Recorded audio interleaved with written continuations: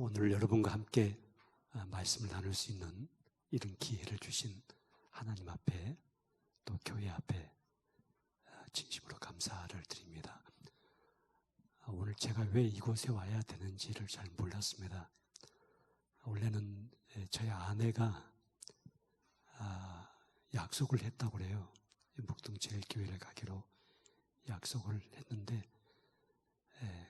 저희 아내가 좀 건강이 조금 유쾌하지가 않아서 가기가 좀 힘든 상태가 된 거예요. 제 아내가 저보고 좀 가달라고 자꾸 얘기해서 왜 내가 가야 되냐고 자꾸 그렇게 하다가 어떤 하나님의 섭리가 있는지 모르겠다는 생각을 갖게 됐어요. 한 사람을 위해서 하나님이 목동제일교회에 가게 하신지도 모르겠다는 그런 생각을 갖게 되어서 제가 한 분을 위해서 왔습니다. 그분이 누군지는 모르겠지만은 그 한 분을 위해서 제가 오늘 이곳에 왔습니다. 저는 CCC라고 하는 대학생 선교단체에서 25년 동안 간사로 생활을 했습니다. 그리고 지금부터 17년 전에 청주에 청주 상당교회라고 하는 큰 교회가 있습니다만 그 교회 구예배당을 제가 인수를 받게 되어서 CCC 간사 생활을 내려놓고 교회를 개척하게 되었습니다. 그래서 15년 동안 청주 주님의 교회를 개척해서 목회를 했고 5년 일찍 조기 은퇴를 했습니다. 그래서 이제 2년 전에 교회 담임 목사직을 내려놓고 지금은 내적 치유 사역을 전적으로 섬기는 그런 기간을 특별히 가지고 있습니다. 이 내적 치유 사역은 1992년도에 우리 한국 교회 안에서 저와 제 아내가 중심이 되어서 처음으로 시작이 되었습니다. 사람의 내면의 상처와 아픔들을 치유하고 회복하고 변화시켜가는 이 내적 치유 사역을 92년도에 시작을 했는데요. 지금까지 27년 동안 한국 교회 안에서 이 내적 치유 사역을 섬겨오고 있습니다. 특별히 제가 이 내적 치유 사역의 가장 중요한 사역이 2박 3일 동안 숙박을 하면서 전체 13개 과정을 진행하는 성서적 내적 치유 세미나를 저희가 1년에 5번 하고 있습니다. 그 세미나가 지금까지 139차까지 세미나가 진행이 됐고요. 이 세미나에 참가하신 분들이 54,200명 정도가 지금까지 제가 주관했던 이 성서적 내적 치유 세미나에 참여를 해서 그들 속에 하나님께서 치유하시고 회복하시는 역사의 현장들을 목격하면서 지금까지 살아왔습니다. 저희가 2박 3일 동안 세미나를 할 때 전체 13개 과정을 진행을 합니다. 그런데 오늘 그 13개 과정 중에 2개 과정을 여러분과 함께 나누도록 해보겠습니다. 짧은 시간이지만은 한 분에게 또 한 사람을 위해서 하나님께서 저를 이곳에 보낸다고 말씀하셨기 때문에 여러분 한 분 한 분이 그 한 사람이 되셨으면 좋겠습니다. 여러분 받으신 지금 강의안을 가운데를 펴보시면요. 4쪽을 보시면 내적 치유 에러의 초대라고 하는 내용이 담겨져 있습니다.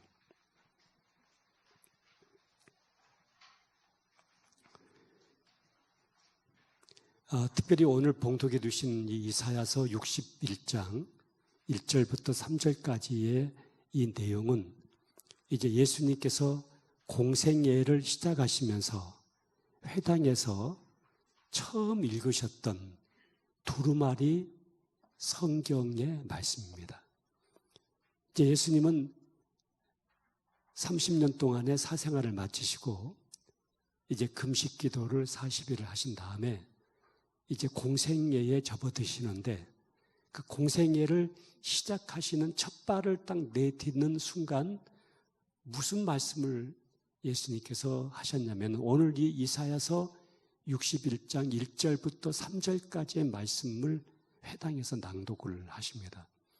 이 말씀의 의지는 내가 이 땅에 온 이유는 하나님께서 예수님을 이 땅에 보내신 이유는 우리를 구원하실 뿐만 아니라 우리의 상한 마음을 고치기 위해서 또 갇혀있는 마음의 결박을 풀어주기 위해서 묶여있는 마음들을 자유케 하기 위해서 또 슬픔의 옷을 입고 있는 사람들의 그 옷을 벗기고 기쁨의 화관을 씌워주기 위해서 예수님이 이 땅에 오셨다는 사실을 예수님은 처음 공생애를 시작하시면서 오늘 이사야서 61장 1절부터 3절까지 이 말씀을 낭독하심으로 그 첫 출발을 하셨습니다. 여러분들도 지금 겉으로는 희죽희죽 웃고 앉아 계시고 다 교회에 오실 때는 성령 충만한 사람처럼 교회를 들어오셨지만은 여러분 한 분 한 분을 붙들고 앉아가지고 여러분의 마음을 펼쳐놓기 시작하면은 힘들고 어려운 분들이 많이 있을 거예요. 내 겉사람은 문제가 없는 것 같지만은 내 속에서 울고 있는 내가 있고 주저앉아 있고 절망하고 좌절하고 너무 힘겨운 삶을 이겨내지 못하는 번아웃 돼버린 그런 마음들도 많이 있을 겁니다. 그래서 예수님은 우리의 이 상한 마음 또 우리의 속사람이 무엇에 갇혀있고 결박되어져 있는 마음 이런 데서 우리를 풀어내기 위해서 자유케 하기 위해서 예수님이 이 땅에 오셨다고 말씀하시고 이제 그런 삶이 전제돼야만이 요한복음 10장 10절에 예수님이 내가 온 것은 양으로 생명을 얻게 하고 더 풍성히 얻게 하기 위해서 왔다고 말씀하신 이 풍성한 삶, 풍성하다고 할 때는 이 차고 흘러 넘쳐나가는 삶을 말하고 있는데요. 우리가 예수를 믿고 구원을 받을 뿐만 아니라 이 땅에 머무는 동안 풍성한 삶, 내 이웃에게, 내 곁에 있는 사람들에게 선한 영향력이 나로부터 흘러 넘쳐나가는 이 삶을 살게 하기 위해서 예수님이 오셨다고 말씀하고 있습니다. 그런데 여러분 자신의 삶을 한번 들여다보세요. 나로 말미암아 내 가족들이 선한 영향력을 지금 받고 있는가? 나를 만나는 직장 동료들이 나를 인해서 선한 영향력을 받고 있는가? 내가 누군가에게 선한 영향력을 계속해서 흘러내보내는 이 풍성한 삶을 살고 있는가? 자, 이 부분을 여러분이 생각을 해보시면은 굉장히 가난한 그런 마음들을 많이 발견하시게 될 것입니다. 자, 이런 모든 삶을 예수님께서 회복시켜서 풍성한 삶으로 살아가기를 원하시는 중요한 목적이 예수님이 이 땅에 오신 목적, 또 우리를 구원하신 중요한 목적 속에 담겨져 있습니다. 그래서 이 내적 치유라는 무엇인가를 먼저 정리를 좀 해보면 인간의 영적인 문제, 또 심리적인 마음의 문제를 기독교적인 관점에서 바라보고 성경적인 방법으로 해결해 가는 것이며 성령의 능력으로 예수 그리스도의 형상을 드러내는 과정이라고 말할 수가 있습니다. 예수 그리스도의 삶과 인격을 인간의 정상적인 모델로 삼았을 때 새롭게 되어야 될 내면적인 상태에 대한 변화의 적극적인 추구, 이 일은 성령이 주체가 되시는 것 위에 나의 정직한 협조가 있어야만이 가능하게 됩니다. 자, 그런 면에서 볼 때 이 성경적인 관점에서 바라본 이 내적 치유는 인간의 정신적인 문제, 내적인 문제를 기독교적인 관점에서 바라보고 하나님의 말씀과 성령의 사역으로 치유하여 그리스도의 성숙한 분량까지 나아가도록 돕는 거룩한 성화의 과정, 신앙 성숙과 회복의 과정이라고 말할 수가 있습니다. 인본주의에 근거한 심리치료가 아니라 성경 말씀에 근거한 전인치유와 회복의 과정, 불신자와 거듭난 그리스도인들에게 구별 적용하는 내적 치유의 과정. 이 성사적 내적 치유는 불신자에게는 적용이 되지 않습니다. 성령으로 말미암아 거듭나고 구원받은 하나님의 자녀들에게만 적용되는 내면적인 상처 아픔을 치유하는 과정이 성사적 내적 치유 세미나라고 그렇게 말할 수가 있고요. 그럼 이 내적 치유는 언제부터 시작되는가? 무슨 내적 치유 세미나를 참석한다든가 또 내적 치유 집회를 참석해야만이 우리가 내면의 상처와 아픔이 치유되는 것이 아니고 우리가 예수 믿고 교회에 들어오는 순간부터 성령은 우리 마음을 만지기 시작하십니다. 그리고 우리가 1시간 예배를 통해서도 내 마음이 위로받고 오늘 메시지 목사님 메시지 주제가 위로라고 하는 메시지를 하셨어요. 성경에도 하나님께서 내 백성을 위로하라 그렇게 말씀합니다. 내 백성을 정죄하고 심판하고 야단치고 화를 내고 매를 때리고 그러지 말고 내 백성을 위로해 주라 말이지. 그렇게 하나님은 말씀하시는데 오늘 여러분이 위로의 메시지를 받으셨습니다. 우리가 1시간 예배를 통해서도 위로가 되고 내 마음이 만져지고 또 우리가 찬송 한 곡을 부르면서도요 어쩔 때는 눈물을 뚝뚝 흘리면서 찬송을 부를 때가 있습니다. 그 찬송 한 곡을 부르면서도 우리 마음의 어느 부분들이 치유가 되고 회복이 되는 과정 속에 우리가 들어갈 수가 있습니다. 자, 그런데 여러분이 이제 교회 생활, 신앙 생활을 10년 하시고 20년 하시고 30년도 하시고 이게 오랫동안 신앙 생활을 했음에도 불구하고 여전히 내 안에 아직도 변화되지 않은 내면의 나의 속사람의 모습들이 있을 겁니다. 난 이것만 좀 변화됐으면 좋겠는데 난 이 부분만 좀 달라졌으면 좋겠는데 여전히 내 인생의 발목을 붙잡고 내 신앙의 성장과 성숙을 가로막고 있는 문제와 아픔이 여러분 안에 있을 것입니다. 자, 그것은 증상입니다. 뿌리에서 나오는 결과입니다. 자, 그런 증상을 만들어내는 내적인 뿌리가 어떤 것이 내 안에 있는 것인가를 여러분 성경을 근거로 해서 또 성령의 역사하심 속에서 우리가 정확하게 들여다보고 그런 내적인 상처와 아픔이 쓴뿌리처럼 내 안에 자리 잡고 있을 때 그것을 뽑아내고 치유해가는 과정을 내적 치유의 과정이다 그렇게 말할 수가 있을 것입니다. 여러분 그 오른쪽 그림을 한번 보시겠습니까? 사람의 마음밭을 표현하고 있는 그림인데요. 이 땅속에 뿌리가 있죠. 그 뿌리에서 모든 결과물을 만들어내거든요. 상록수도 피워내고 과실수도 피워내고 또 그 뿌리에서 엉겅퀴도 나오고 아카시아도 나오고. 여러분 산에서 나무를 키우는 분들이 가장 싫어하는 나무가 뭔지 아세요? 산에서 조경수를 키운다든가 또 과실수를 키우는 분들이 가장 싫어하는 나무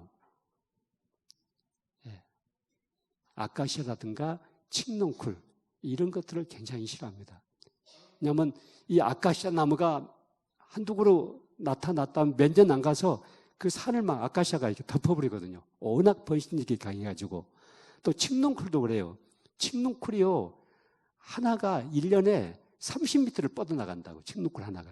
그리고 마디마디에서 뿌리가 내린다고요. 그래서 칡농쿨이 나무를 감고 올라가기 시작하면 그 나무가 고사돼 버리거든요. 그래서 이제 산에서 나무를 키우는 분들은 칡농쿨과 아카시아가 보였다면 어떻게 해요? 잘라내죠. 잘라내요. 자, 잘라내면은 문제가 다 해결됐습니까? 또 돌아서면은 또 거기서 또 싹이 올라온다고요. 뭐가 있기 때문에? 뿌리가 있기 때문에. 여러분들도 교회 나오시면서 나 이렇게 안 살아야지. 이렇게 시도 때도 없이 화 안 내야지. 이렇게 신경질 안 부려야지. 이런 생각 안 가져야지. 이렇게 결심하고 결단하고 그걸 많이 잘라내긴 잘라냈는데 그게 하루 이틀 며칠은 약발이 좀 있는데 조금 지나면 또다시 거기서 또 그 증상이 또 올라오고 또 올라오고. 자, 이것은 내 안에 그런 증상과 결과를 만들어내는 뿌리가 있기 때문에 그런 증상을 갖게 되는 거거든요. 그것을 성경은 이제 쓴뿌리다 그렇게 표현을 했습니다. 여러분 보세요. 내 이 손내에 상처가 하나 났다고 생각해 보세요. 이 상처가 났는데 이 상처가 아물지 않고 이게 덧나는 거예요. 상처가. 이게 막 덧나 있는 상태 속에 있으면 누가 옆에 지나가다가 옷깃을 팍 스쳐요. 그 옷깃만 스쳐도 막 뚜껑이 막 열려버린다고요. 왜 그래요? 치유되지 않은 상처가 있기 때문에. 이 상처 때문에 통증이 생기죠. 상처 때문에 잠을 자지 못하죠. 상처 때문에 열이 나죠. 상처 때문에 누가 조금만 건드려도 그냥 뚜껑이 열리죠. 막 이런 증상이 만들어지거든요. 근데 이 상처가 다 치유가 돼버리면 누가 건드려도 누가 조금 만져도 하하 웃어버리고 그럴 수도 있지. 얼마나 힘들면 저 사람 저렇게 나한테 표현을 했을까. 얼마나 애로우면 저렇게 할까. 얼마든지 그 사람을 보듬어버리고 품어버리고 안아버릴 수가 있죠.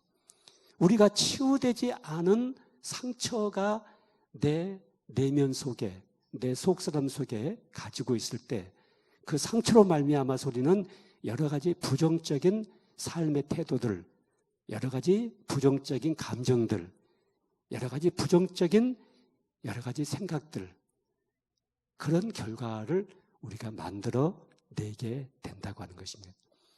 여러분, 병원에서 의사 선생님들이 병명을 정확하게 끄집어내기 어려운 모든 병들마다 앞에다가 3글자 붙여놓죠. 무슨 말인지 알아요? 의사 선생님들이 병명을 정확하게 끄집어내기 어려운 모든 병마다 앞에다가 3글자를 딱 붙여놔요. 신경성, 두통, 치통, 생리통, 신경성 눈 맞춰서 신경성 관절염, 전부 다 앞에다 신경성을 붙여놔요. 그리고 전국의 의사 선생님들이 딱 3가지로 처방을 해요. 첫째, 마음 편하게 먹으세요. 두 번째, 잠 푹 자세요. 세 번째, 잘 먹으세요. 그러면 병이 다 낫는데요. 누군 지금 그렇게 안 되고 싶어서 병원에 왔습니까? 근데 이 신경성적인 모든 질병의 뿌리가 바로 내적인 문제, 내적인 상처와 아픔의 문제, 내적인 갈등의 문제, 또 내적인 속사람의 병들고 연약한 문제, 이런 것들이 결과적으로 신경성적인 모든 질환의 근거와 뿌리를 만들어내게 되거든요. 여러분, 사람을 죽이고 망하게 하는 것은 총과 칼이 아니에요. 사람을 죽이고 망하게 하는 가장 근본적인 원인은 거짓말이에요. 따라서 해보세요. 거짓말. 사람이 거짓말에 묶여 있으면 그 거짓말이 나라는 한 사람의 인생을 완전히 피폐하게 만들어가게 돼요. 그 거짓말이 나라는 한 사람의 삶을 완전히 망하게 만들어요. 우리 한국의 주부편지라고 하는 유명한 올간지가 있는데요. 그 올간지 발행인이신 박강울 권사님이 계세요. 그런데 이 박강울 권사님이 42살까지 소아마비 인생을 사셨어요. 그런데 42살 되던 해에 이제 더 이상 한 걸음도 걸을 수 없는 몸 상태가 돼가지고 병원에 실려 가가지고 이 박강울 권사님의 온 몸을 병원에서 정밀 진단을 하게 됐어요. 그런 과정 중에 아주 충격적인 사실 하나가 발견이 됐는데 그것은 이 박강울 권사님이 소아마비가 아니었다고 하는 것입니다. 소아마비가 아니었는데 42살까지 소아마비 인생을 사신 거예요. 의료진들이 이번에 몸을 전체 진단하고 보니까 어렸을 때 골반뼈가 한번 접골이 됐었는데 그 접골된 뼈를 맞춰 놓지 않고 있다 보니까 점점 골반뼈가 위로 올라붙게 되었고 두 다리 사이즈가 딱 틀려지게 되었고 소아마비와 거의 흡사한 증상을 몸에 가지고 42살까지 살아왔던 사실을 발견하게 됐습니다. 이 박강훈 고사님이 2살 때 이 다락방에서 놀다가 한번 떨어진 사고가 있었다고 합니다. 그런데 그 떨어진 사고가 있고 난 다음에 몸에서 이상 증상이 나타나기 시작했고 부모가 이 아이를 데리고 병원에 갔습니다. 병원에서 의사 선생님이 이 아이를 진단하고서 진단명을 내리기를 이 아이는 소아마비에 걸렸습니다 하고 진단명을 내렸습니다. 우리 한국의 1950년대 후반, 1960년대 소아마비가 상당히 창궐한 적이 있었습니다. 여러분, 의사의 권위를 가지고 의사 선생님이 내 딸을 진단하고 소아마비라고 진단명을 내렸을 때 그게 아니라고 거부할 수 있는 부모가 어디가 있겠습니까?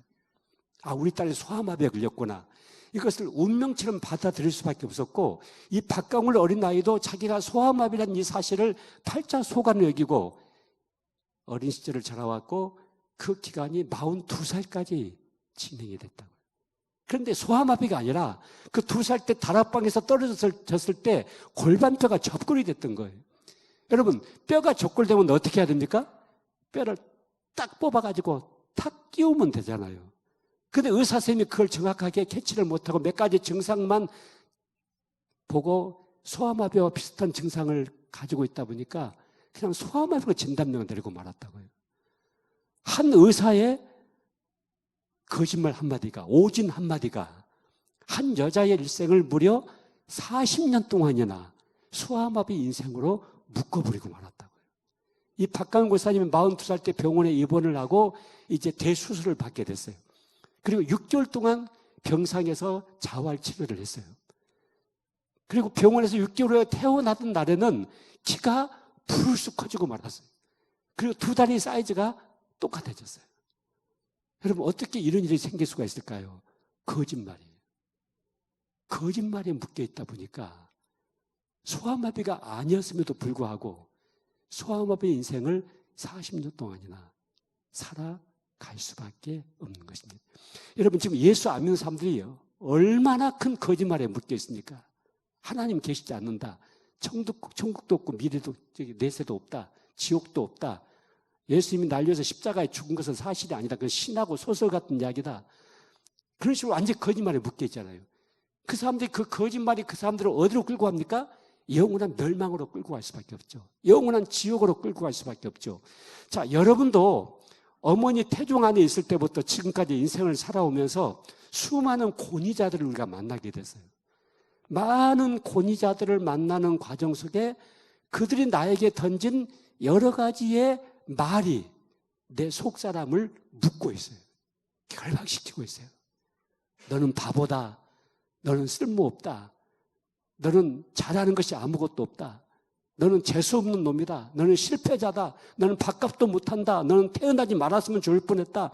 뭐 이런 잘못된 권위자들의 이 말이 내 속사람을 딱 결박시켜버린다고요. 묶어버린다고요. 자, 그렇게 갇혀있으면 나의 자존감이 굉장히 낮아지기 시작하죠. 나라는 존재가 별로 의미가 없고 가치가 없다고 생각이 되지고, 나도 나를 함부로 대해버리고 사람들도 나를 함부로 대하고, 그래서 많은 상처를 입고 너무 깊은 열등감에 묶여있고 비교의식과 피해의식 속에서 우리가 묶여서 살아갈 수밖에 없고, 여러분, 이게 교회 밖에만 있는 것이 아니고 교회 안에도 똑같이 적용되고 있는 거예요. 그렇기 때문에 여러분들 안에 여러분들의 마음이 정말 하나님 앞에서 기쁘고 감격스럽고 감사가 터져 나오고 정말 예수 믿는 삶이 신나는 삶이거든요. 행복한 삶이거든요. 여러분, 그렇게 믿으세요? 예수 믿는 것이 행복한 거거든요. 그냥 주일날 교회에 오는 것이 그냥 죽어도 못 올 것 같은데 십자가 하늘을 질질 끌고 다니면서 교회 다니는 사람도 있어요. 그런데 그렇게 교회 다니는 게 아니거든요. 교회 다니는 것은 기쁘고 설레고 주일이 오는 것이 기다려지고, 이번 주일날 우리 목사님을 통해서 하나님 나에게 어떤 말씀을 전해주실까, 여기에 대해서 가슴 설레는 시간들을 갖는 것이 사실 신앙생활이고, 또 교회 와서 우리가 하나님을 만나고 성령의 음성을 듣고 그 성령께서 내 마음속에 있는 상처와 아픔들을 치유하시고 우리의 죄를 씻어내주시는 이런 아름다운 풍성한 삶이 우리에게 있어야 되는데, 자, 그런 삶을 살지 못하게 만드는 여러 가지 요인들 중에 우리 속사람이 병들어 있고 주저앉아 있고 갇혀 있고 묶여 있고 결박되어 있는 이런 상태에 있다 보니까 우리에게서 여러 가지 부정적인 증상들을 만들어질 수밖에 없다고 하는 것입니다. 자, 여러분, 그 강의 하나를 보시겠습니까? 속사람의 치유와 회복을 베드로전서 3장 4절, 에베소 3장 16절 말씀 보면 너희 속사람을 능력으로 강건하게 해야 된다. 성경은 이렇게 말씀하세요. 너희 마음에 숨어있는 사람을 아름답게 단장해야 된다. 여러분, 우리가 예수 믿고 교회에 오는 것은 겉사람을 단장하기 위해서, 겉사람을 위해서 오는 게 아니에요. 여러분, 여기 앉아 계시면 여러분의 헤어스타일, 어떤 의상을 입고 왔는가, 어떤 액세서리를 몸에 걸치고 왔는가, 하나님 전혀 관심이 없어요. 하나님은 이 예배 한 시간을 통해서 여러분의 속사람이 이 말씀 앞에 어떻게 응답하는가, 어떻게 반응하는가, 여기에 관심이 있지, 하나님이 겉사람에게 중요한 관심을 초점을 보이잖아요. 그래서 성경은 너희 속사람, 너희 영혼이 잘 되면 범사가 잘 되고 강건해지는 하나님의 은혜가 임하게 될 것이라는 기도 제목이 성경 속에 기록이 되고 있거든요. 그래서 우리 속사람이 잘 되면 겉사람이 잘 돼요. 여러분, 사람이 행복하다고 할 때 잘 먹고 잘 입고 잘 살면 행복합니까? 아니에요. 내 속사람이 진정한 행복감 속에 젖어 있을 때, 내 내면의 속사람이 깊은 안식과 쉼과 휴식 속에 있을 때 겉사람이 편안하고 행복하지. 여러분, 속에서는 막 전쟁이 일어나고 있고, 속에서는 갈등이 일어나고 있고, 속에서는 분노가 치밀어 오르고 있고, 이런데 어떻게 행복할 수가 있겠어요? 잘 먹고 잘 사는 데서 행복한 게 아니잖아요. 자, 그런 부분들을 우리가 생각을 해보셔야 됩니다. 자, 한번 강의 한번 보실까요?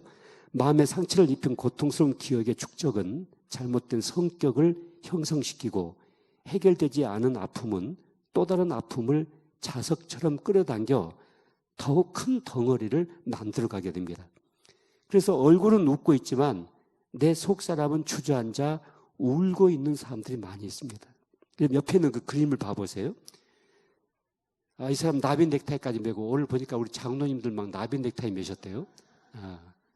나비 넥타이까지 메고 말이죠. 성경을 손에 딱 들고 아주 반듯해요. 근데 이 사람의 속사람은 어때요? 어두운 골방 속에 갇혀가지고 얼굴도 차마 들지 못하는 아주 병약한 모습으로 표현되어 있어요. 여러분, 따라서 해보시겠어요? 내 마음속에 울고 있는 내가 있어요. 내 마음속에 울고 있는 내가 있어요. 이것은 제가 첫 번째 썼던 책 제목의 이름이에요. 책 제목이에요. 여러분이 혹시 조금 여유가 되시면 꼭 기독교 서점에 가셔서 내 마음속에 울고 있는 내가 있어요. 그 책을 꼭 한번 사서 읽어보세요. 이 책이 지금 116세가 출판이 됐어요. 이 책이 100세가 넘게 출판됐다고 하는 것은요, 엄청난 책이 출판이 됐다는 얘기죠. 근데 이 내 마음속에 울고 있는 내가 있어요. 여러분, 사람들이 왜 힘들고 어렵게 사는가? 먹고 사는 것이 어려워서 힘들고 어려운 것이 아니에요. 우리 옛날에는 그래서 60년대, 70년대는, 50년대는 먹고 사는 것이 힘들어서 어려웠어요. 근데 지금은 먹고 사는 것 때문에 힘들고 어렵지가 않아요. 너무 풍성해요. 하나님께서 일용할 모든 양식을 우리에게 다 채워주셨어요. 여러분, 앞으로 여러분이 뭘 먹고 살까, 이걸 절대 염려하지 마세요. 성경에도 이미 약속을 했는데 그 약속을 하나님은 우리나라를 통해서 다 응답을 이미 해버렸어요. 하도 복지제도가 잘 돼 있어가지고요, 사회 안전망이 잘 구축이 돼가지고 이런 먹고 살 수 있는 쌀이 없으면 다 나라에서 지원해 준다고 해요. 그런 사람을 찾아내기 위해서 공무원들이요 줄을 서 있어요. 지금 어떻게 하면은 나라에서 좀 도울 수 있는 사람, 지자체에서 좀 도움을 줄 수 있는 사람을 찾아낼 수 있을까? 굶는 사람 찾아낼 수 있을까? 이거 찾기 위해서 공무원들이 지금 혈안이 되어 있다니까요. 그러니까 여러분, 먹고 사는 문제에 대해서는 염려가 없다고요. 그럼 뭐가 염려예요? 마음이 힘든 거예요. 인간관계가 힘든 거예요. 나도 내 마음을 컨트롤할 수가 없는 거예요. 여러분, 우리 한국에 1년에 자살로 죽는 사람들이 몇 명인지 아세요? 15,000명 정도가 자살로 죽어요. 1,000명이 아니에요. 1,500명이 아니에요. 15,000명. 15,000명 정도가 1년에 한국에 자살로 죽는데, 그 많은 사람들이 우울증으로 말미암아서 자살을 해요. 그 우울증이 먹고 사는 것이 문제가 돼서 우울증입니까? 아니죠. 마음의 문제예요. 속사람의 문제예요. 그래서 성경은 너희 속사람을 능력으로 강건하게 해야 된다. 너희 속사람을 들여다봐야 된다. 이 말씀을 거듭하고 있는 것입니다. 자, 넘어가 보실까요? 4번, 상처를 안고 살아가는 사람들. 1번 같이 읽어보겠습니다. 인간은 직접 혹은 간접적으로 경험되어진 모든 사건들과 기억들을 몸과 마음에 저장시키는 존재입니다. 2번, 마음은 몸처럼 상처를 입을 수 있으며 상처 입은 마음이 치유되었을 때는 내 인생의 진주가 되지만 치유되지 않았을 때에는 반드시 삶 속에 그로 인한 결과가 나타나게 됩니다. 3번, 구원받은 성도들 내면에 치유되지 않은 상처와 아픔으로 울고 있는 자들이 많다. 그래서 내 마음속에 울고 있는 내가 있어요. 교회에서 이 아픈 마음이 회복되어져야 한다. 여러분, 교회 오면 성도들이 위로받아야 되거든요. 막 율법적인 설교를 해가지고 말이죠. 막 정죄하고, 이렇게 하면 막 심판받고, 막 저주받고, 이런 설교를 해서는 안 되거든요. 하나님의 자녀들을 위로해주고, 격려해주고, 회복시켜주고, 용기를 주고, 꿈을 주고, 희망을 주고, 그의 모든 죄책감과 정죄감에서 자유케 해주고, 이런 메시지와 이런 위로가 교회 안에서 일어서야 되는데, 오늘날 많은 교회들이 이 기능을 상실한 교회들이 많이 있어요. 4번, 바르게 처리된 과거는 내 삶에 선한 유익을 주지만 그렇지 못한 과거의 죄악과 상처는 현재의 삶에 부정적인 영향을 끼치게 된다. 5번 같이 읽겠습니다. 한 사람의 생애에 깊은 부정적인 영향을 준 사건은 그 속에 그의 자아의 일부분을 가둔다. 자아는 그 사건 속에서 벗어나지 못하고 그 안에서 생각하고 해석하고 자신의 인생관을 만든다. 여러분, 그 오른쪽 위에 있는 그림 좀 봐보세요. 자, 목에다는 십자가 목걸이까지 하고요. 아주 단발머리에 좋아요. 교회 여전도의 회장님 정도 됐을 것 같아요. 이분이요. 근데 이런 모습이 교회에서 보일까요? 교회에서 이런 모습을 할까요? 교회에서 여전도의 회장님이 이런 모습하고 다닐까요? 희죽희죽 웃고 다니시면서 다 성령 충만한 사람처럼 그렇게 하지. 근데 이런 모습이 어디 가면 나와요? 어디서 이런 모습이 나와요? 집에 가면 나오죠. 집에 가면요. 집에서는 자기 속 사람을 감출 수가 없잖아요. 가족들과 식구들에게 자기 내면에 있는 상태를 감출 수가 없어요. 그래서 이 속 사람이 이렇게 힘들어하고 고통스러워하고 분노와 억울함 속에 묶여 있으면 이게 교회 와서는 이게 드러나지 않지만은 감추고 있지만은 그러나 집에 가서는 이게 다 드러난다고요. 그러다 보니까 우리 아버지 장로님이신데 교회에서는 그렇게 선하고 거룩하게 보이는데 왜 집에만 오면은 완전히 폭군처럼 말이지, 지뢰밭처럼. 응? 그래서 아버지가 떴다 하면 얘들이 다 자기 방으로 들어가 버리고 말이죠. 응? 왜 그런지 모르겠다. 우리 아버지 완전 이중적인 그런 모습, 이중적인 삶. 그것 때문에 자녀들이 굉장히 이탈해버리는 결과를 만들어낼 수도 있거든요. 자, 6번을 같이 한번 읽어볼까요? 그러므로 그 굴레에서 벗어나기 전까지 객관적이고 합리적인 사고는 잘하기 어렵고 감정은 왜곡된 사고를 따라 계속 고통 속에 있게 된다. 그로 인한 부작용은 여러 영역에서 나타난다. 이 부작용은 이미 구원받은 성도들에게 풍성한 삶을 빼앗아가는 아픔의 영역이 된다. 자, 잠깐 넘기지 마세요. 여러분, 그 밑에 그림을 봐보세요. 그 오른쪽에 보면은 크고 작은 구덩이들이 있죠.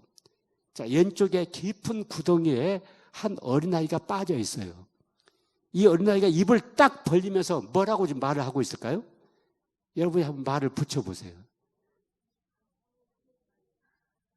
이 깊은 웅덩이에 빠져가지고 자기 힘으로는 이 웅덩이에서 나올 수가 없는 거예요, 지금요. 살려주세요. 이럴 수가. 어떻게 내 인생 속에 이런 일이 생길 수가 있을까?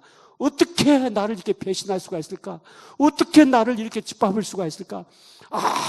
마음속 막 신음하고 괴로워하는 그런 모습.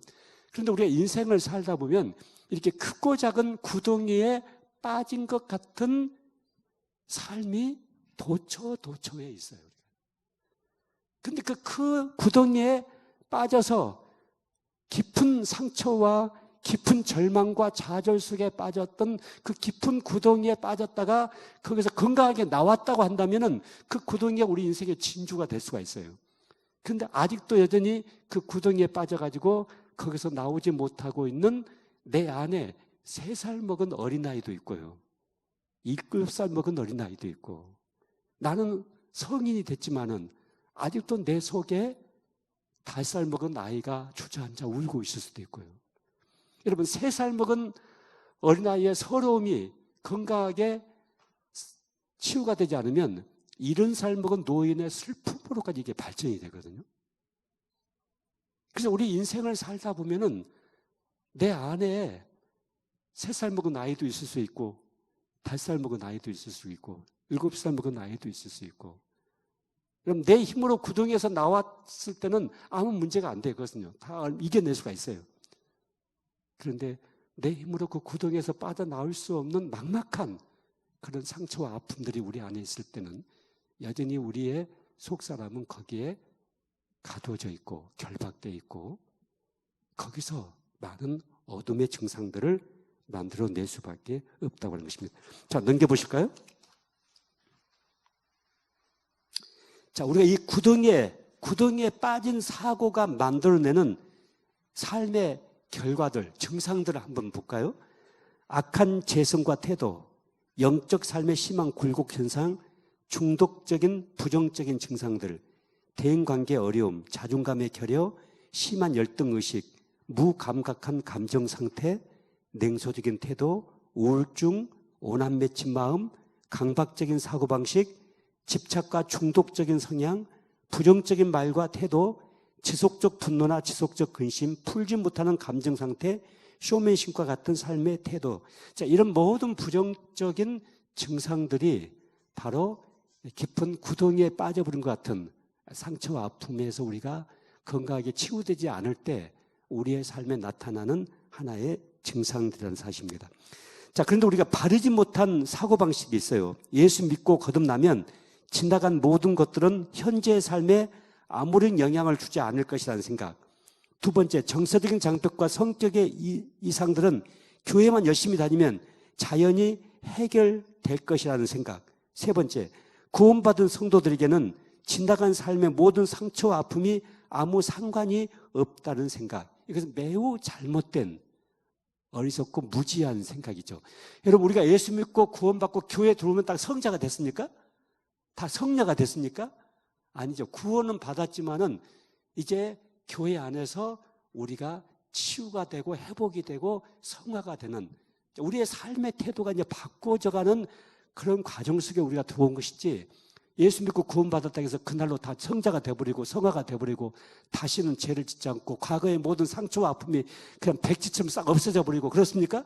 절대 그렇게 안 되거든요. 지나간 아픈 기억들, 병든 상처와 아픔들이 내 인생을 예수 믿고 난 다음에도 지속적으로 계속해서 영향을 끼치고 우리를 끌고 다니는 그런 경우들이 허다하게 많거든요. 한 번은 저희 세미나에요, 40대 후반 정도 되신 목사님이 참석을 하셨어요. 근데 이 목사님이 얼마나 슬픈 분이냐면은 목회를 정상적으로 하기가 어려울 만큼, 그리고 교회에서 여자 성도들과 관계를 건강하게 갖기가 거의 어려울 만큼 그렇게 힘든 목사님이셨어요. 근데 이 목사님이 저희 이제 세미나에 와가지고 하나님 앞에 이제 기도를 하는데 하나님께서 뭘 보여주신다면 이분의 어린 시절을 기억나게 하신 거예요.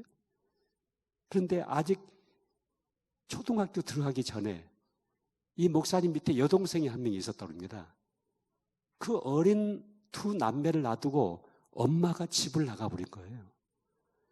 여러분, 어린아이들의 유일한 인생의 자기의 벽, 자기 생명의 어떤 기대는 엄마거든요, 엄마. 어린아이들이 엄마를 기대고 인생을 살거든요, 이렇게. 엄마에게 모든 생명을 다 걸거든요. 근데 그 엄마가 딱 무너져 버리니까 이 두 남매의 삶이 딱 무너져 버리죠, 완전히. 큰 충격을 받죠. 깊은 구덩이에 빠진 것 같은 그런 충격과 상처를 받죠. 그렇게 몇 달 동안을 슬픔 속에서 지내고 있는데 어느 날 아빠가 새엄마를 데리고 왔어요. 근데 그 새엄마에게 두 아이가 딸려 있었어요. 그 집에 이제 아이들이 4명이 됐어요. 그래서 이 새엄마에게 이제 엄마 하면서 정을 붙이고 몇 개월 동안 살았는데 한 6개월 정도가 지났는데 이 새엄마가 아빠하고 대판 싸웠어요. 싸우고 자기가 데리고 온 두 아이만 데리고 또 집을 나가버리고 만 거예요. 그러니 이 두 남매가 또 한 번 새엄마에게 깊은 상처를 받는 거예요. 여러분, 우리가 어렸을 때 마음에 받은 상처가 건강하게 치유가 되지 않으면 나중에 유전자 변형에까지도 영향을 끼치게 되거든요. 그 사람의 기질, 성격, 모든 것에 영향을 끼치게 돼요. 근데 자기를 낳아준 친엄마가 두 남매를 버리고 집을 나가버렸죠. 새엄마도 또 집을 나가버리죠. 그러니까 이 두 남매가 깊은 상처를 받게 됐죠. 근데 어느 날 아빠가 이 두 남매를 데리고 서울역을 가게 됐어요. 무엇 때문이냐면 엄마를 만나러 간다고 두 아이를 데리고 서울역을 가게 됐다고 합니다. 그러니까 엄마를 만난다고 하니까 너무너무 기뻤대요. 그래서 서울역 대합실에 두 남매를 앉혀놓고 이제 아빠가 하는 얘기가 아빠가 어디 금방 갔다 올 테니까 너는 오빠 손 꼭 붙잡고 여기 있어야 된다. 절대 오빠 손을 놓으면 안 된다. 그리고 오빠에겐 당부하기를 너는 동생 손 꼭 붙잡고 아빠가 올 때까지 꼭 여기 있어야 된다. 여기서 꼼짝하지 말고 있어야 된다. 그렇게 신신당부를 하고 떠났던 아빠가 다시는 돌아오질 않았어요. 그러니까 서울역 대합실에다가 두 남매를 버린 거예요. 서울역에 있는 영무원들이 이 두 남매를 데리고 고아원에 입양을 시켰어요. 그런데 그 고아원 원장님이 예수 믿는 분이셨어요. 그래서 이 두 남매도 예수를 믿게 되었고 이 목사님도 이제 거기서 생활하고 성장하면서 예수 믿고 나중에 청년이 되어가지고 이제 신학교까지 가가지고 목사까지 됐는데도 불구하고 그 속에 너무 깊은 내적인 상처를 가지고 있다 보니까 이게 목회 자체가 어렵고 그리고 자기를 버린 엄마 그리고 새엄마 거기에 대한 너무 깊은 그 내상을 갖고 있다 보니까 교회에서 여자 성도들이 볼 때마다 거부감이 생기고 거리감이 있고 성도들을 믿지 못하고 불신이 생기고 이러니까 정상적인 목회가 안 되는 거예요. 그런데 이분이 저희 세미나 오셔가지고요 이 목사님의 속 사람이 하나님을 진정한 아버지로 만나버린 거예요. 여러분 목사니까 얼마나 하나님에 대해서 설교를 많이 했겠습니까? 그 강당에서 하나님 아버지에 대해서 설교를 많이 했지 않겠습니까? 그런데 정말 속 사람이 그 하나님을 나의 진정한 아버지로 만나는 체험을 갖지 못했던 거예요. 그런데 이분이 정말 하나님을 아버지 하면서 막 통곡이 터져 나오기 시작하고요. 그 속 사람이 하나님을 아버지로 만나버린 거예요. 그리고 그 하나님과 나와의 개인적인 친밀한 관계가 이제 회복이 되기 시작하는 거예요. 그러니까 이제 속 사람이 힘을 얻죠. 힘을 얻어가지고 나를 버린 엄마도 용서하고 나를 버린 아버지도 용서하고 이분이 이 세미나를 우리가 2박 3일 동안 하면서 마지막 시간은 간증 시간을 갖는데 그 간증 시간에 나와서 이분이 자기 인생을 쭉 이야기하는데 정말 모두 다 울었어요. 정말 슬픈. 그런데 여러분요, 우리 주위에 보시면 정말 슬픈 사람들이 많아요. 슬픔의 옷을 입고 날마다 마음에서 비가 내리는 사람들이 굉장히 많아요. 여러분 옆에 있는 친구들, 내 이웃들, 내 곁에 있는 성도들 아무 문제가 없는 것 같이 보여지지만은 그러나 그들 속 내면 속에 들여다보면은 너무 힘들고 주저앉아 있고 절망하고 좌절하고 낙심하고 그래서 성경에 예수님께서 슬픔의 옷을 입고 있는 자에게 그 옷을 벗기고 기쁨에 내가 화관을 씌워주기 위해서 내가 이 세상에 왔다고 예수님은 말씀하신 겁니다. 자, 6번째, 그리스도인들 안에서 제 문제와 마음의 상처가 치유되지 않음으로 말미암아 만들어지는 신앙의 형태. 여러분 그 밑에 하트 그림은 마음을 좀 표현한 거거든요. 근데 힘 부분은 다 변화가 된 부분이에요. 근데 거기 아직 검정 부분이 있죠. 이 부분이 아직 변화가 되지 않는 부분이 있다 보니까 이 변화가 되지 않은 부분으로부터 죄와 부정적 기억에서 오는 여러 가지 지식과 감정이 있어가지고 내 인생의 발목을 붙잡고 신앙 성숙의 결정적인 저해 요인이 되는 이 부정적인 삶의 태도는 그리스도인의 풍성한 삶을 빼앗아가고 율법적이고 또 종교적인 삶으로 우리를 전락시키고 맙니다. 자, 그러면 하나님만이 인간의 마음을 온전히 치유하실 수 있는 몇 가지 이유가 있어요. 1번 같이 읽어볼까요? 죄와 허물로 죽은 인간의 구원 문제는 예수 그리스도밖에 없기 때문이다. 2번, 마음의 많은 부분을 차지하는 잠재의식 속의 상처와 아픔의 치유가 필수적이기 때문이다. 여러분, 사람들이 이제 의식의 세계와 잠재의식의 세계가 있잖아요. 일반적으로 의식의 세계를 30% 정도를 보고 있거든요. 그러니까 잠재의식의 세계가 내 안에 70% 정도가 있는 거예요. 자, 나를 끌고 다니는 거, 내 속에서 어떤 감정을 만들어내고 생각을 만들어내고 나를 어디로 몰고 다니는 그 많은 의식의 세계 속에서 이 잠재의식이 우리 안에서 굉장히 많은 부분을 차지하고 있죠.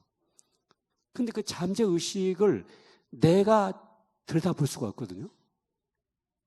그 부분은 하나님만이 보실 수가 있거든요. 그래서 하나님만이 우리의 마음을 진정으로 치유할 수가 있다. 세 번째, 조상과 부모로부터 학습된 재성과 힘을 인간은 끊을 수가 없어요. 이건 하나님만이 끊을 수밖에 없거든요.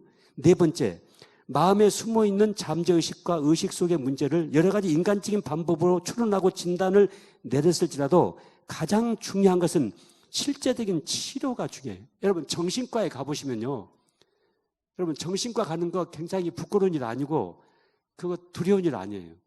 우리 한국 사람들이 잘못된 이미지가 있는데, 여러분, 내과 가나 외과 가나 정신과 가나 똑같아요, 다요. 근데 정신과에 가가지고 의사 선생님하고 이게 상담을 하다 보면은 그 의사 선생님이 뭘 얘기하냐면은, 여러분, 정신과는요, 치료가 상담이거든요. 그러니까 30분 의사 선생님하고 같이 얘기했다면 굉장히 치료비가 많이 나오죠. 만약 1시간 동안 얘기를 했다면요, 치료비가 엄청나게 나오죠, 정신과는요. 그런데 정신과에서 나하고 이제 이렇게 이야기를 해가지고 의사 선생님이, 그때 그 사건이 이분의 이런 억울한 분노를 만들어냈겠구나. 그때 그 아픔이 이분의 오늘의 이런 마음의 증상들을 만들어냈겠구나. 이렇게 생각해가지고 정신과 당신 대인 기피증입니다. 당신은 우울증입니다. 당신은 공황장애입니다.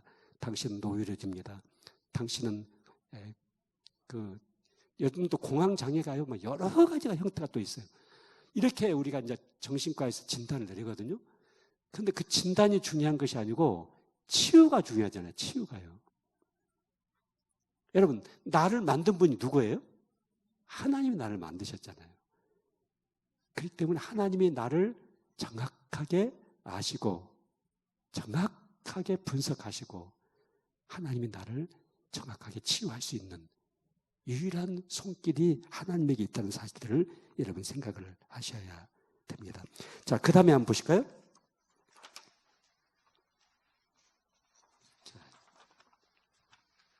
5번. 하나님이 인간을 만드신 분이기 때문에 하나님만이 인간을 온전히 치유할 수가 있다. 좀 이따 9번 보실까요? 9번. 성령께서 행하시는 상처 입은 마음의 치유. 1번 같이 읽겠습니다. 대부분의 상처 입은 마음은 죄로 연결되어 있다. 이 죄 문제를 성경적인 방법과 성령의 능력으로 해결받을 때 내적인 상처가 치유되고 회복이 된다. 2번. 과거의 상처에서 현재의 삶에 영향을 끼치고 있는 독소의 관을 말씀으로 성령의 능력으로 끊게 하신다. 3번. 예수 그리스도가 이 땅에서 하신 가장 중요한 사역은 영적으로 죽은 우리를 구원하시고 병든 인간의 마음을 치료하시며 회복하는 것이었다. 치료가 있어야만 내면의 성장이 있고 건강을 회복한 자만이 영적 전쟁에서 승리할 수 있고 풍성한 삶을 영위할 수가 있다. 자, 여러분 여기 봐보세요. 여러분이 이제 사람마다 자기에 대한 이 셀프 이미지가 있거든요. 자신에 대한 아이덴티티를 가지고 있죠.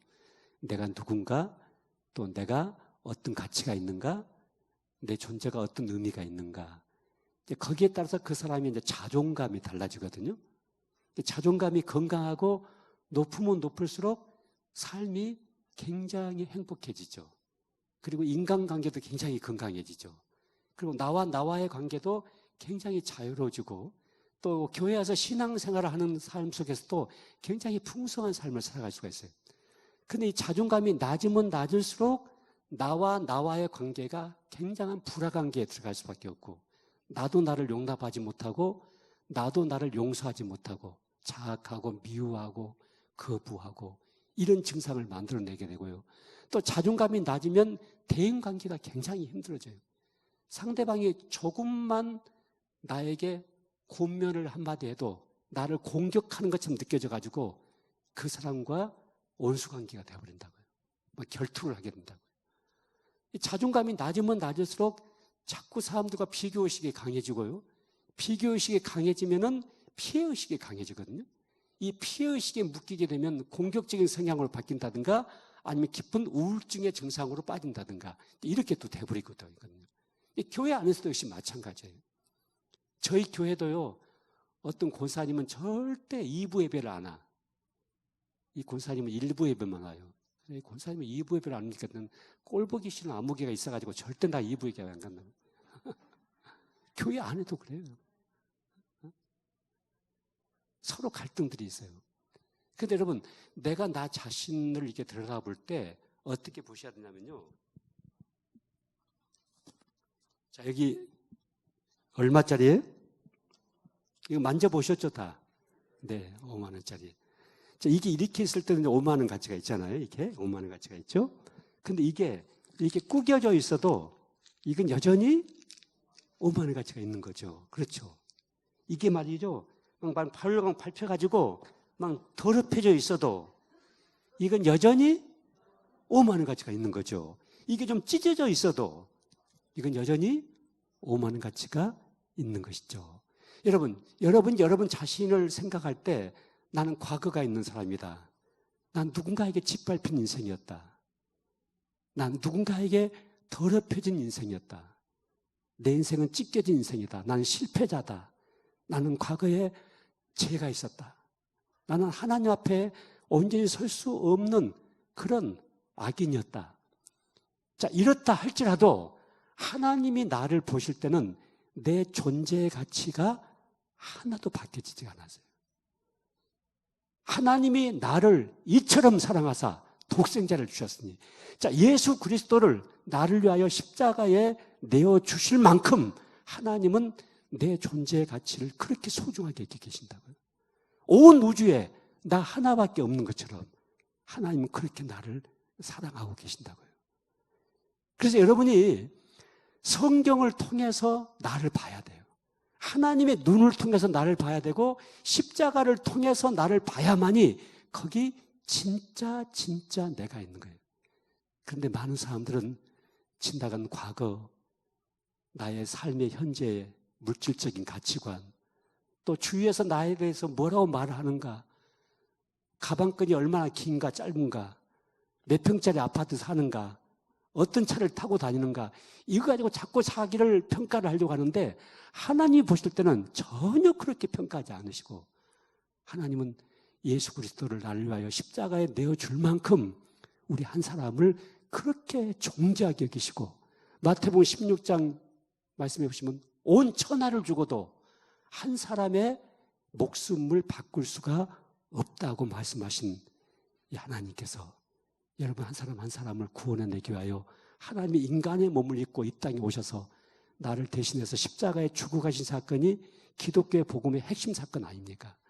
그래서 여러분이 여러분 자신을 이렇게 볼 때 물론 상처와 아픔과 지나간 과거가 있고 쓴 기억들이 있지만은 그것을 가지고 나를 보지 마시고 성경을 통해서 십자가를 통해서 나를 봐야만이 거기에 나의 실존의 가장 중요한 사실이 드러나고 되고 이제 거기를 붙잡아야만이 우리의 속사람이 일어나게 되고 속사람이 그 굴레에서 벗어나게 되고 나의 자존감이 건강하게 회복이 되어서 하나님만이 나를 온전하게 치유할 수 있는 하나님의 사람으로 우리가 변화될 수가 있게 되는 것입니다.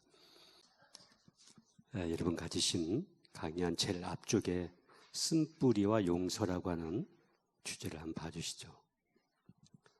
먼저 골로새서 3장 13절 말씀 같이 읽으실까요? 누가 누구에게 불만이 있거든 서로 용납하여 피차 용서하되 주께서 너희를 용서하신 것과 같이 너희도 그리하고.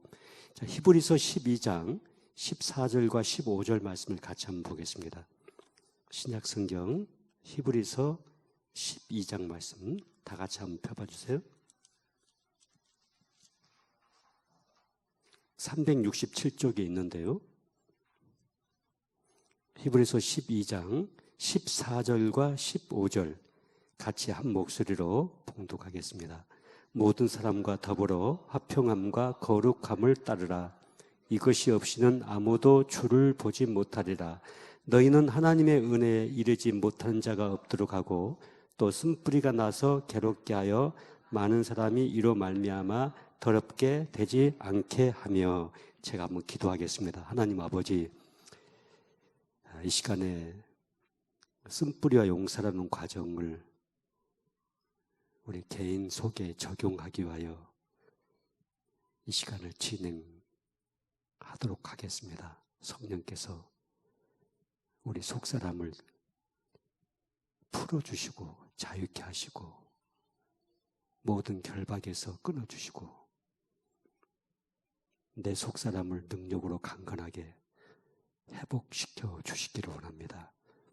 우리의 자존감이 건강해지게 해주시고 하나님, 이 땅에서 우리에게 허락하신 구원받은 하나님의 자녀로서 풍성한 삶을 회복할 수 있도록 역사해 주시기 원합니다.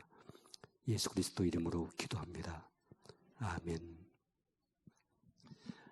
제가 내적 치유 세미나의 전체 13개 과정 중에서 이 과정을 통과하지 않으면 전혀 치유가 안 되는 과정이 하나가 있어요. 그러니까 아무리 예수 잘 믿어도 이 과정이 통과되지 아니하면 사람이 성장이 안 돼요. 변화가 안 돼요. 그 부분이 어떤 부분이냐면은 따라서 해보시겠습니까? 용서. 이 용서라는 과정이에요. 오늘 히브리서 12장 14절 말씀 보시면은 모든 사람과 더불어 화평함과 거룩함을 따르라. 이것이 없이는 아무도 주를 보지 못하리라. 자, 이것 없이는 주님을 보지 못한다는 얘기는 체험적인 신앙을 가질 수가 없다는 거예요. 여러분, 기독교는 종교가 아니에요.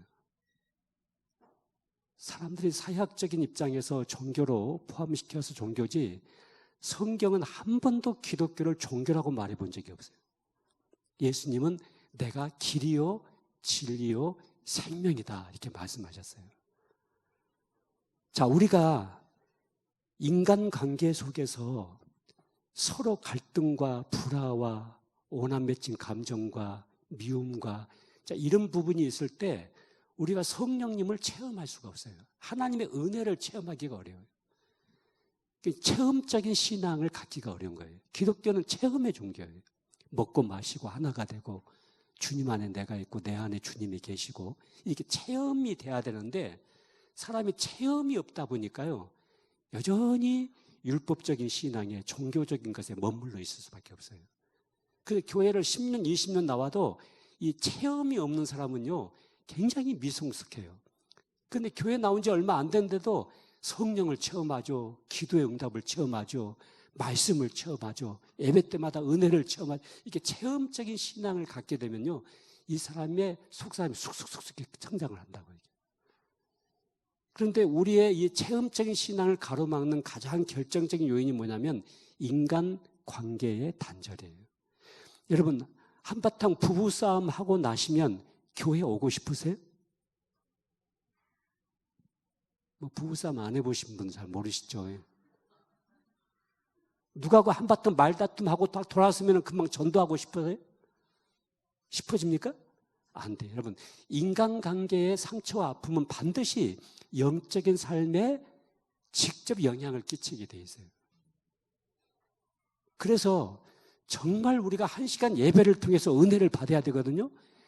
우리가 주님 앞에 나올 때마다 하나님의 음성을 듣기도 하고요. 말씀을 통해서 하나님의 음성을 듣기도 하고 정말 주님의 십자가의 사랑이 내 가슴속에 뭉클뭉클게 다가오는 체험적인 것이 우리 안에 있어야 되거든요. 여러분, 예수님의 사랑과 십자가를 생각할 때마다 울컥울컥 눈물이 내 속에서 쏟아지는 그런 감격, 그런 감동을 체험해 보셨어요? 이게 체험적인 신앙이 있어야 되거든요. 근데 이걸 가로막는 가장 결정적인 요인이 내가 누군가를 용서하지 못하고 있을 때, 누군가를 마음에서 풀어주지 못하고 있을 때, 누군가에 대해서 분노와 억울함 속에 내가 묶여 있을 때, 인간관계가 갈등 속에 있을 때 이런 체험적인 신앙생활을 하기가 매우 어려워지거든요. 그래서 성경은 모든 사람과 더불어 화평함과 거룩함을 따라야 된다. 여러분, 십자가는 하나님과 나와의 이 수직적인 관계만 이어져 가지고 십자가가 완성되는 것이 아니고 너와 나와의 이 수평적인 관계가 건강하게 이어져야만이 십자가는 비로소 완성되는 거거든요. 우리가 십자가를 짊어지고 주님을 따른다고 하는 것은요, 우리가 인간관계 속에서의 평화와 거룩함을 찾는 거예요. 또 15절 말씀도 보세요. 너희는 하나님의 은혜에 이르지 못하는 자가 없도록 하고 또 쓴뿌리가 나서 괴롭게 하여 많은 사람이 이로 말미암아 더럽게 되지 않게. 자, 여기 쓴뿌리라는 단어가 나오죠.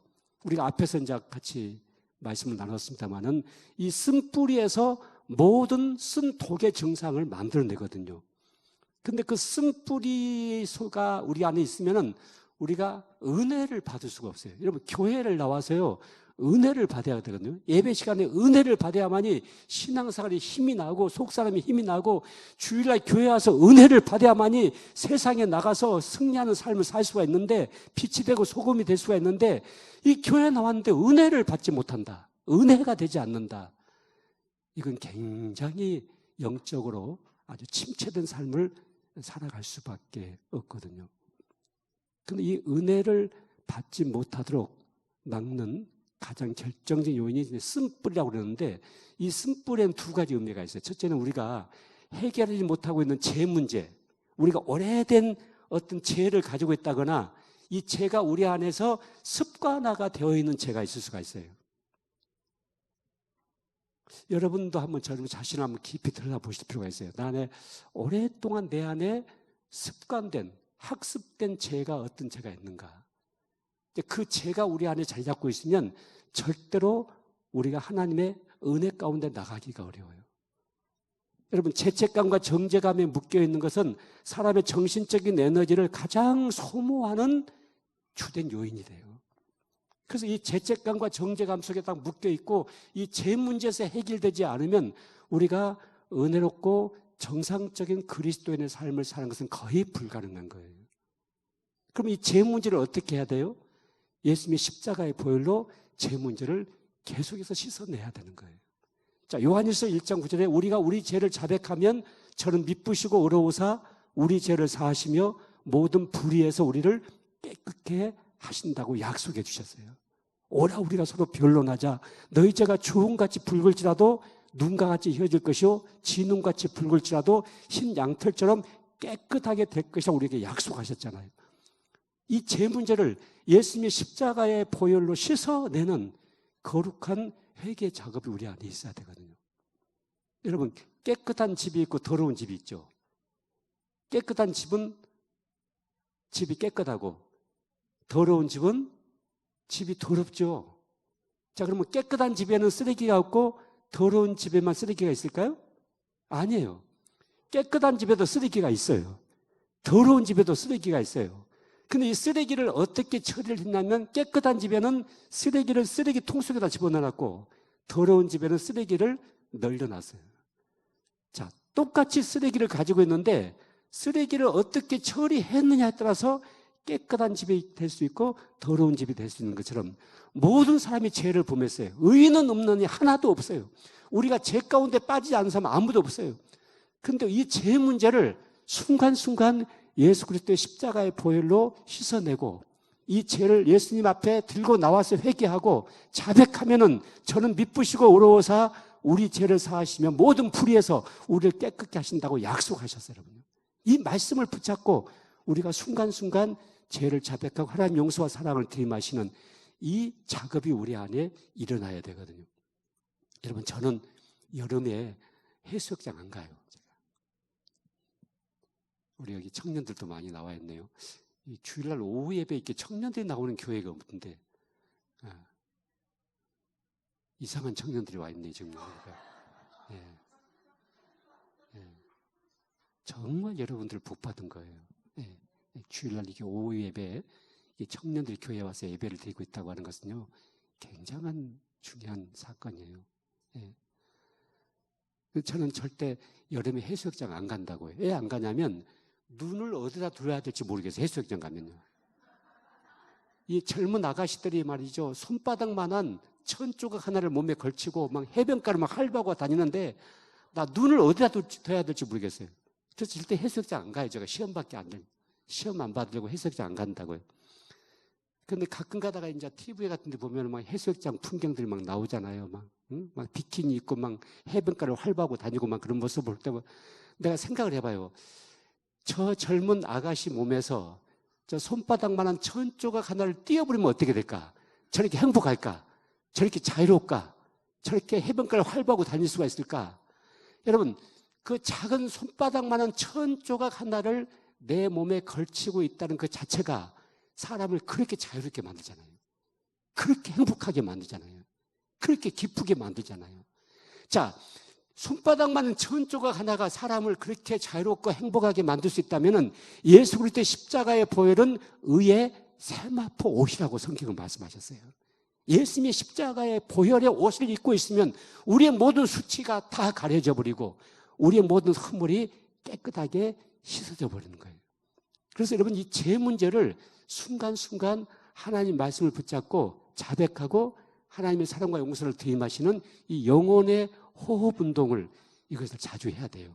죄 문제를 정리해야 되고, 또 하나 이 쓴뿌리 속에 담겨져 있는 의미는 누군가를 용서하지 못하고 있는 마음, 또 오남 맺힌 감정, 미워하는 마음, 보복하고 싶어하는 마음, 또 분노 속에서 뭐가 치밀어 온다고 그러죠?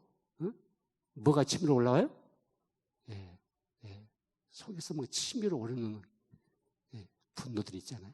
자, 이런 모든 것들이 바로 이 쓴뿌리에서 만들어지는 증상이에요.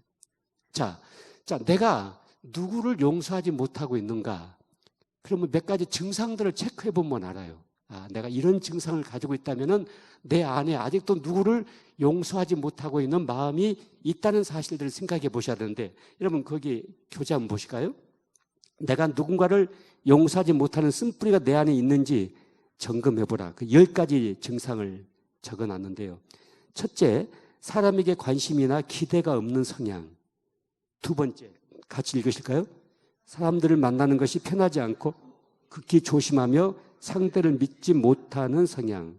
그러니까 불신 속에 딱 붙잡힌 사람이 있어요. 여러분, 사람이 인간관계를 맺으려면 사람을 신뢰하고 믿어야지 관계가 형성되는 거거든요. 이게 여러분, 사람은 겉사람과 겉사람이 만나가지고는 진실된 인간관계 형성이 안 되는 거예요. 내 속사람과 저 사람의 속사람이 만나야 돼요. 이 만나기 위해서는 신뢰가 돼야 되거든요. 믿어야 되거든요. 그런데 불신으로 딱 벽이 돼 있으면은 절대 인간관계를 진실하게 맺을 수가 없는 것이죠. 자, 이런 성향을 갖고 있는 사람은 누군가를 용서하지 못하고 있는 깊은 쓴뿌리를 가지고 있기 때문에 이런 증상을 만들어내게 돼요. 세 번째, 사람을 뚜렷하게 구분해서 어떤 사람은 지나치게 칭찬하고 어떤 사람은 지나칠 만큼 비판하고 증오하는 성향. 네 번째, 우정관계를 맺을 때 소유욕이 매우 강하게 드러나는 성향.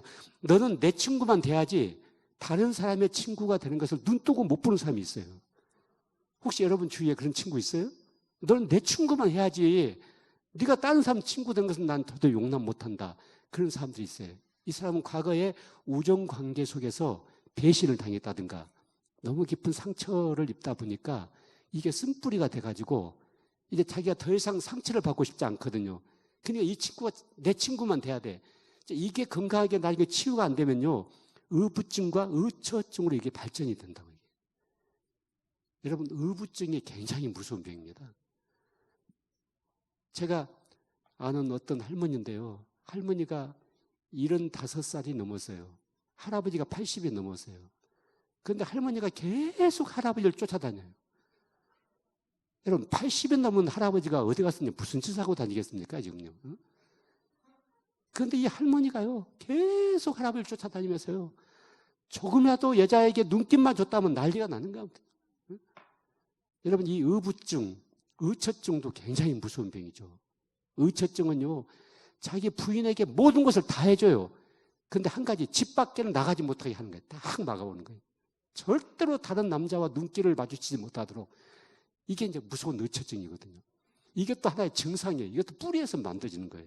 그 누군가를 깊이 용서하지 못하고 있는 깊은 쓴뿌리를 가지고 있을 때 이런 의처증과 의부증도 만들어질 수가 있고요. 우리 한국의 동성애적인 문제가 많이 부각이 되잖아요. 제가 이제 동성애자들을 여러 명 제가 상담을 해봤어요. 근데 이 동성애가 타고난 것이 아니라 제가 만나서 상담해 본 사람들은 후천적으로 동성애가 형성이 됐어요. 근데 이 동성애의 배후에 어렸을 때 성폭행을 당했다든가 아주 성추행을 당했다든가 성적으로 굉장히 깊은 상처를 받았는데 이 상처가 건강하게 치유가 되지 않고 있고 그럴 때 이게 나중에 동성애적인 성향으로까지 이게 발전이 되는 것을 보게 됐어요. 자, 5번째 우리가 쓴뿌리의 증상 중에서 같이 읽어보실까요? 표면적으로만 행복할 뿐 내부적으로는 대단히 예민하고 까다로운 성향을 갖고 있는 사람. 밖에 나가서는요, 법이 없어서 살 사람이에요. 근데 집안에 오면 완전히 그냥 폭탄이 되어 있는 사람이 있어요. 아주 신경질적인 사람이 있어요. 이 사람 누군가를 용서하지 못하는 깊은 쓴뿌리를 가지고 있는 거고요. 6번째, 가끔씩 자신에게서 스스로 놀랄 만큼 잔인함을 느껴요. 내 안에 이런 독이 있었는가? 이런 악이 있었는가? 우리 여기 계신 우리 여자분들, 여러분 미스 때는 사람이 괜찮았죠? 여러분 결혼하기 전에 사람이 좀 착했죠? 그런데 언제 이렇게 독해졌어요? 빗자 들고 막 얘들 두드러 패고 말이죠, 말이에요. 이 뒤지다 죽을 놈 하면서 말이죠. 응?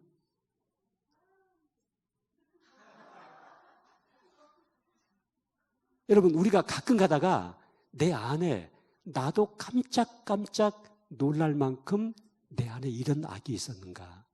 이런 독이 있었는가? 근데 그런 독과 그런 악이 어디서 만들어지냐면 쓴뿌리에서 만들어지는 거예요. 쓴뿌리는 하나의 공장과 같은 거거든요. 거기서 계속 이제 그런 증상을 만들어내고 있기 때문이에요. 자, 7번째, 내가 누군가로부터 고통받았던 때를 상세히 기억하면서 사는 사람도 있어요. 요즘 낙엽지는 가을날 어느 날 내가 그놈에게 배신을 당했다고요.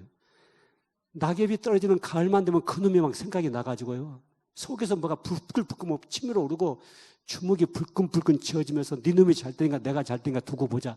이렇게 나에게 상처와 아픔을 준 사람을 내 마음의 방에다가 딱 가둬놓고 사는 사람이 있어요.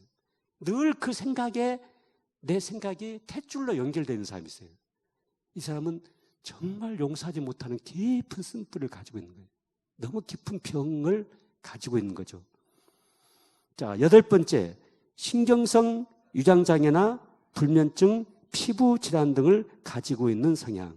9번째, 삶 속에 일어나는 나쁜 일들에 대해서 항상 누군가에게 탓을 돌리는 성향. 10번째, 성경적인 지식이 늘어갈수록 비판과 판단하는 태도가 늘어가는 성향. 자, 여기 보세요. 교재 보지 마시고 여기 보세요.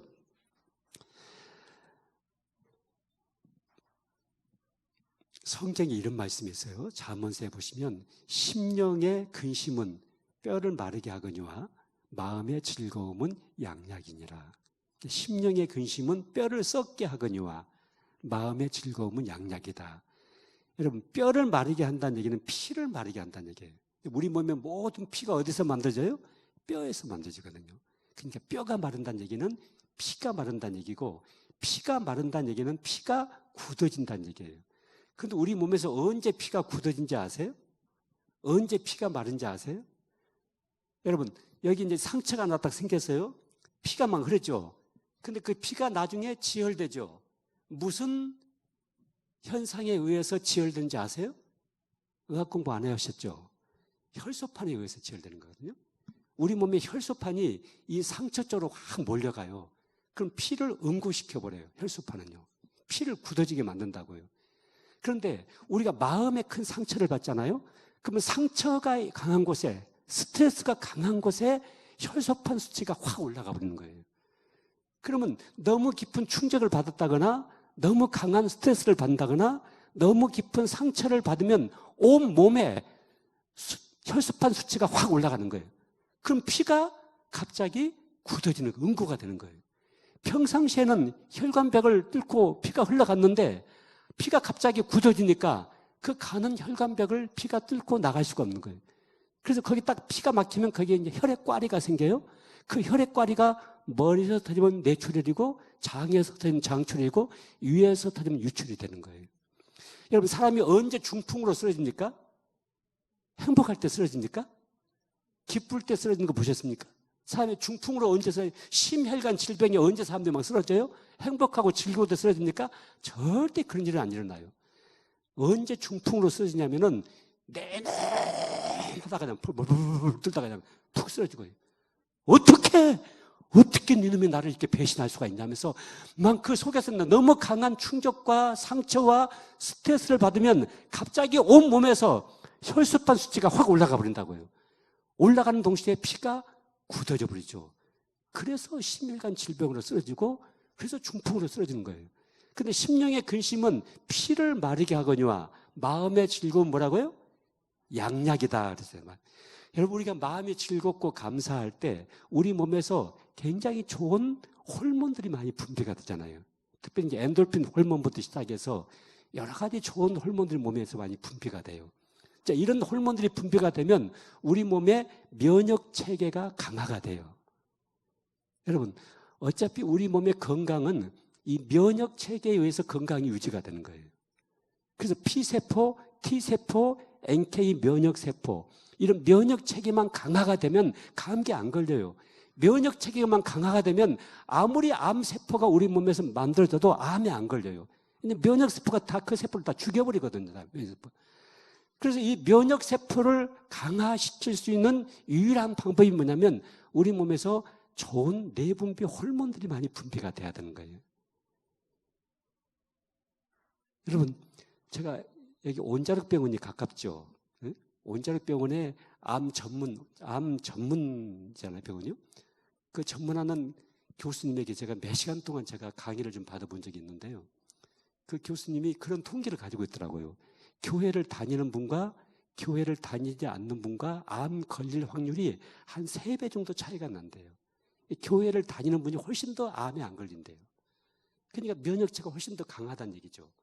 그런데 교회를 다니는 분들 중에도 성가대에 앉아서 예배드리는 분하고 이 자리에서 앉아서 예배드리는 분하고 암 걸릴 확률이 2.3배 정도 차이가 나더랍니다. 성가대에 앉아서 예배를 드리고 있는 분들이 훨씬 더 암에 안 걸리더랍니다. 그래서 이 교수님이 뭘 찾았느냐면, 여러분, 사람이 찬양을 부를 때 주 하나님 지으신 모든 색, 막 이 찬양을 부르면요, 우리 몸에서 막 엔돌핀, 베타 엔돌핀이 막 팍팍 쏟아나죠. 사람이 생각만 해도 내분비 호르몬 작용이 막 달라지는 거거든요. 근데 막 찬양 부르죠. 하나님께 말씀을 받고 아멘, 아멘하고 은혜를 받죠. 여러분, 교회 와서 은혜를 체험하면요, 우리의 면역 체계가 강화될 수밖에 없어요. 좋아질 수밖에 없어요. 그래서 성경이 뭐라고 말해요? 항상 기뻐하라. 범사에 감사하라. 쉬지 말고 기도하라. 여러분, 기뻐하고 감사할 때 우리 몸에서 굉장히 좋은 호르몬들이 많이 분비가 돼요. 여러분, 한번 실험해 보실래요? 얼마만큼 우리 몸이 민감한 몸인지. 자, 지금 자두 하나를 먹어야 되겠다고 생각만 해보세요. 자두 하나 먹어야 되겠다. 생각만 해봐요. 어때요? 뭐 침이 흘러나와요. 보세요. 생각만 했는데 벌써 내분비 호르몬 작용의 변화를 일으켜가지고 이 자두가 들어오면 침 효소가 많이 섞여야만 소화가 될 수가 있으니까 우리 몸에서 막 침이 막 이게 분비가 되잖아요. 여러분, 제가요 25년 동안 대학생 사역을 했거든요. 그래서 대학생들이 연애하는지 안 하는지 제가 금방 알아맞혀요. 제가 쪽집게예요. 연애하는 애들은요 목소리 색깔이 달라져요. 연애하는 애들은 피부의 느낌과 머리카락의 감각이 달라져요. 연애하는 애들은요 내분비 호르몬 작용에 굉장한 변화를 일으키기 시작해요. 여자들이 연애하면요 화장이 잘 받아요.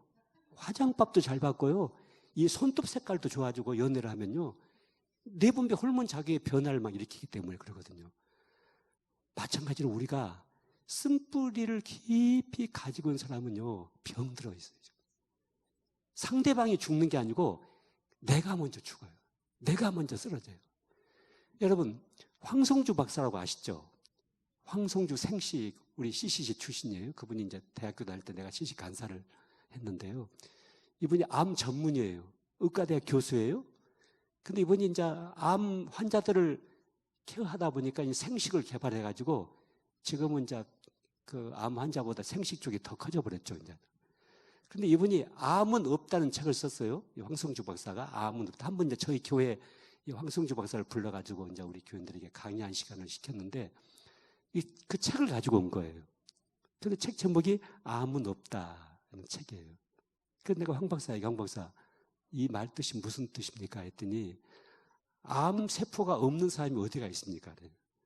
건강한 사람 몸에서 하루에 300개에서 500개 정도의 암 세포가 만들어지는데 우리 몸에 있는 면역 세포가 이 암 세포를 다 죽이게 된답니다. 특별히 이 NK 면역 세포는 일명 살인 세포인데 암 세포만을 아주 전문적으로 죽이는 세포랍니다. 그래서 이 암이 없다는 얘기는 면역 체계만 강화가 돼버리면 절대 암은 없다. 절대 암에 걸리지 않는다. 이 암 전문의가 이제 이야기를 하면서 중요한 것은 이 면역 체계를 강화시켜야 된다. 근데 면역 체계는 병원에 입원해서 환자들 치료하다 보니까 이 똑같은 암을 갖고 있는 환자들인데 이 치료되는 과정이 급속하게 빨라지는 환자가 있고 굉장히 치료가 늦어지는 환자가 있는데 그 데이터를 뽑아보니까 이 치료가 굉장히 빨라지는 환자들은 감사하는 마음을 가지고 있을 때 의사에 대해서도 감사하고 간호사에 대해서도 감사하고 내가 이 병원에 입원한 것에 대해서 감사하고 내 생명을 좀 연장하고 계신 것도 감사하고 이 감사를 하고 있을 때 급속하게 치료가 빨라지더랍니다. 그런데 병원에 와서 막 신경질 부리고 막 의사에게 화내고 간호사에게 화내고 막 기분 나쁘게 하고 이 사람들은 굉장히 치료가 더디게 된답니다. 그래서 요즘 뭐 황성주 박사님이요 병원 진료 안 하고요 전국 돌아다니면서 감사하라고 강의하고 다녀요. 그게 우리 몸의 면역 체계를 결정적으로 강화시키는 가장 중요한 작업이다. 여러분 성경에 이게 하나님의 뜻이다고 딱 못 박은 성경 구절이 하나가 있어요. 우리 하나님 뜻대로 살잖아요. 하나님 뜻을 위해서 살고 근데 이게 하나님의 뜻이라고 딱 못 박아놓은 성경 구절이 하나가 있어요. 뭐예요? 범사에 감사하라. 이는 그리스도 예수 안에서 너희를 향하신 하나님의 뜻이다 이렇게 봤어요. 그래서 이 감사를 여러분이 믿음의 방언이라고 말을 제가 해요. 방언은 두 가지 방언이 있어요. 은사적인 방언이 있고 믿음의 방언이 있는데 이 믿음의 방언이 뭐냐면 시도 때도 없이 감사를 하는 거예요. 하나님 감사합니다. 고맙습니다. 교회 오다가 넘어져서 팔이 뚝 부러졌어요. 어떻게 해야 돼요? 간밤에 꿈자리가 사납더니만 더럽게 재수가 없어가지고 내가 교회에 오는데 팔이 부러졌다. 이렇게 생각하는 것이 아니고 그때도 감사의 방언을 해야 하는데 부러진 팔을 딱 붙잡고 하나님 눈 안 빠지게 해주셔서 감사합니다. 고맙습니다. 여러분 시도 때도 없이 감사를 선포하게 되면 반드시 심령의 근심은 피를 마르게 하거니와 마음의 즐거움은 양약이니라. 여러분의 몸이 건강해질 수밖에 없어요. 여러분이 새로워질 수밖에 없어요. 여러분 옆에 계신 분에게 내 옆자리에 앉아주셔서 고맙습니다 하고 인사해 보세요. 네. 내 옆자리에 앉아주셔서 고맙습니다. 감사합니다. 네. 그래, 감사합니다 해봐요. 감사합니다. 고맙습니다. 자, 얼굴 봐봐요. 화내고 있는 사람 있는가? 어? 신경질 부리고 있는 사람 있는가 보세요. 아니, 감사하니까 얼굴이 이렇게 밝아지죠. 마음이 밝아지죠. 금방 우리 몸에서 호르몬 작용이 바뀌어지기 시작한다고요. 그러면 자연히 우리 몸의 면역 체계가 강화가 될 수밖에 없어요. 저희 세미나에 지금 5만 명이 넘는 분이 참석을 했잖아요. 이 세미나 2박 3일 동안 참석하고 10년 동안 결혼해서 아기가 없었는데 2박 3일 동안 세미나 참석한 다음에 아이를 갖게 됐어요. 8년 동안 아이가 없었는데 이 세미나 참석하고 은혜 받고 또 아기를 갖게 됐어요. 여러분 은혜를 받으면 내 몸 안에 있는 모든 내분비적인 작용들이 전부 다 정상으로 회복이 된다고요. 자율신경부터 시작해서 정상적인 거. 여러분 혈액도요 우리가 혈액이 좀 맑아야 되거든요. 근데 우리 몸에 이제 물론 그 혈전들이 생길 수밖에 없는 상황도, 이 혈전도 혈소판에 의해서 혈전이 생기는 거거든요. 혈전이. 혈전이 많이 생기게 되면 자연히 혈관이 막힐 수밖에 없죠. 근데 우리가 심령의 즐거움을 가지고 있을 때, 특별히 감사하고 찬양하고 기뻐하고, 여러분 이 감사의 방을 여러분 시도 때도 없이 막 하는 거예요. 저희 세미나 이제 2박 3일 동안에 계속해서 이걸 훈련을 시켜요. 제가 밥 먹을 때도 감사하고, 밥 먹고 난 다음에 감사하고, 화장실 들어갈 때도 감사하고, 나올 때도 감사하고. 여러분 화장실을 제대로 다닐 수 있다는 것은 굉장히 큰 감사예요, 여러분요. 소변 볼 때 소변 볼 수 있고요, 대변 볼 때 대변 볼 줄 알 때, 이게 얼마나 큰 감사건지 몰라요. 볼 수 있다는 건 너무 감사하죠. 가을을 느낄 수 있다는 건 너무 감사하죠. 눈물이 있다는 건 얼마나 감사한지 몰라요. 여러분 중에 언제부터인가 눈물이 말라버린 분이 있죠. 눈물을 회복해야 돼요. 눈물이 말라버리면 이제 안구 건조증부터 시작해서요, 눈이 망가지기 시작하는 거예요. 이제 눈물이 말라버리기 시작하면 사람이 눈물을 흘릴 때 눈물을 흘릴 줄 알아야 되거든요. 눈물이 나와야 된다고요. 여러분 기쁠 때만 좋아서 펄쩍펄쩍 뛸 줄 알아야 돼요. 기쁠 때. 그리고 너무나 애로울 때는 애롭다고 말을 할 줄 알아야 돼요. 그리고 화가 나면 건강하게 화를 낼 줄도 알아야 돼요. 그래야만 그게 속사람이 건강한 거거든요. 그런데 여러분 안에 이 면역 체계를 강화시키기 위해서 저희 세미나에 오신 분들에게 전부 이제 감사를 훈련하는데, 아무튼 10년 동안 아주 악질적인 공황장애에 묶여가지고요, 막 발작하는 분이 있어요. 막 피를 봐야만이 그 발작이 멈추는 분이 있어요. 그런 분도 저희 세미나에 와가지고 은혜를 받고 치유가 되다 보니까 그 공황장애에서 딱 벗어나버린 거예요. 뭐 저희 연예인들도 저희 세미나에 많이 왔어요. 여러분 연예인들도요, 그 겉에는 화려하지만은 내적으로 너무나 깊은 우울증들을 많이 가지고 있어요. 그리고 중독적인 성향을 너무 많이 가지고 있어요. 사람이요, 왜 중독이 되는지 아세요? 여러분 섹스 중독이니 마약 중독이니 알코올 중독이니 도박 중독이니 게임 중독이니 이 중독적인 성향에 많이 있고, 요즘은 핸드폰에 다 중독이 돼 있죠, 여러분요. 핸드폰이 없으면 불안해가지고 잠을 못 자는 아이들이 있어요. 화장실에 갈 때도 핸드폰, 학교 갈 때 핸드폰, 핸드폰은 나의 목자신이 내게 부족함이 없다. 늘 핸드폰을 들고 다니는 사람이 있어요. 그것도 중독이 된 거예요, 여러분. 중독이. 가감하게 핸드폰 꺼가지고요, 하루 이틀 며칠간 버릴 수 있는 그런 자유로움이 좀 있어야 돼요.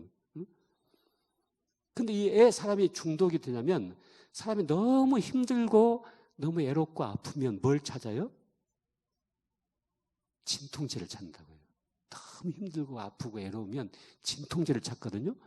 근데 그 진통제 중에서 제일 쉽게 딱 만질 수 있는 진통제가 섹스, 알코올, 어떤 약물, 게임, 이런 거라고요. 이런 것에 딱 몸을 맡겨놓으면 순간적인 아픔도 없어지죠, 순간적인 애로움도 없어지죠, 순간적인 상처도 생각이 안 나죠. 그래서 한 번 맡기고 두 번 맡기고 또 그럴 때마다 또 몸이 딱 딸려가잖아요. 또 맡기고 또 맡기다 보니까 완전히 사람이 이제 중독적인 성향으로 이제 빠져들기 시작하는 거예요. 특별히 여러분 불면증은요, 굉장히 무서운 병이에요. 여러분 딱 이렇게 누웠다 하면은 딱 주무신 분 있죠? 머리를 베개에다 딱 댔다 하면 딱 주무신 분 손 들어보세요, 한번.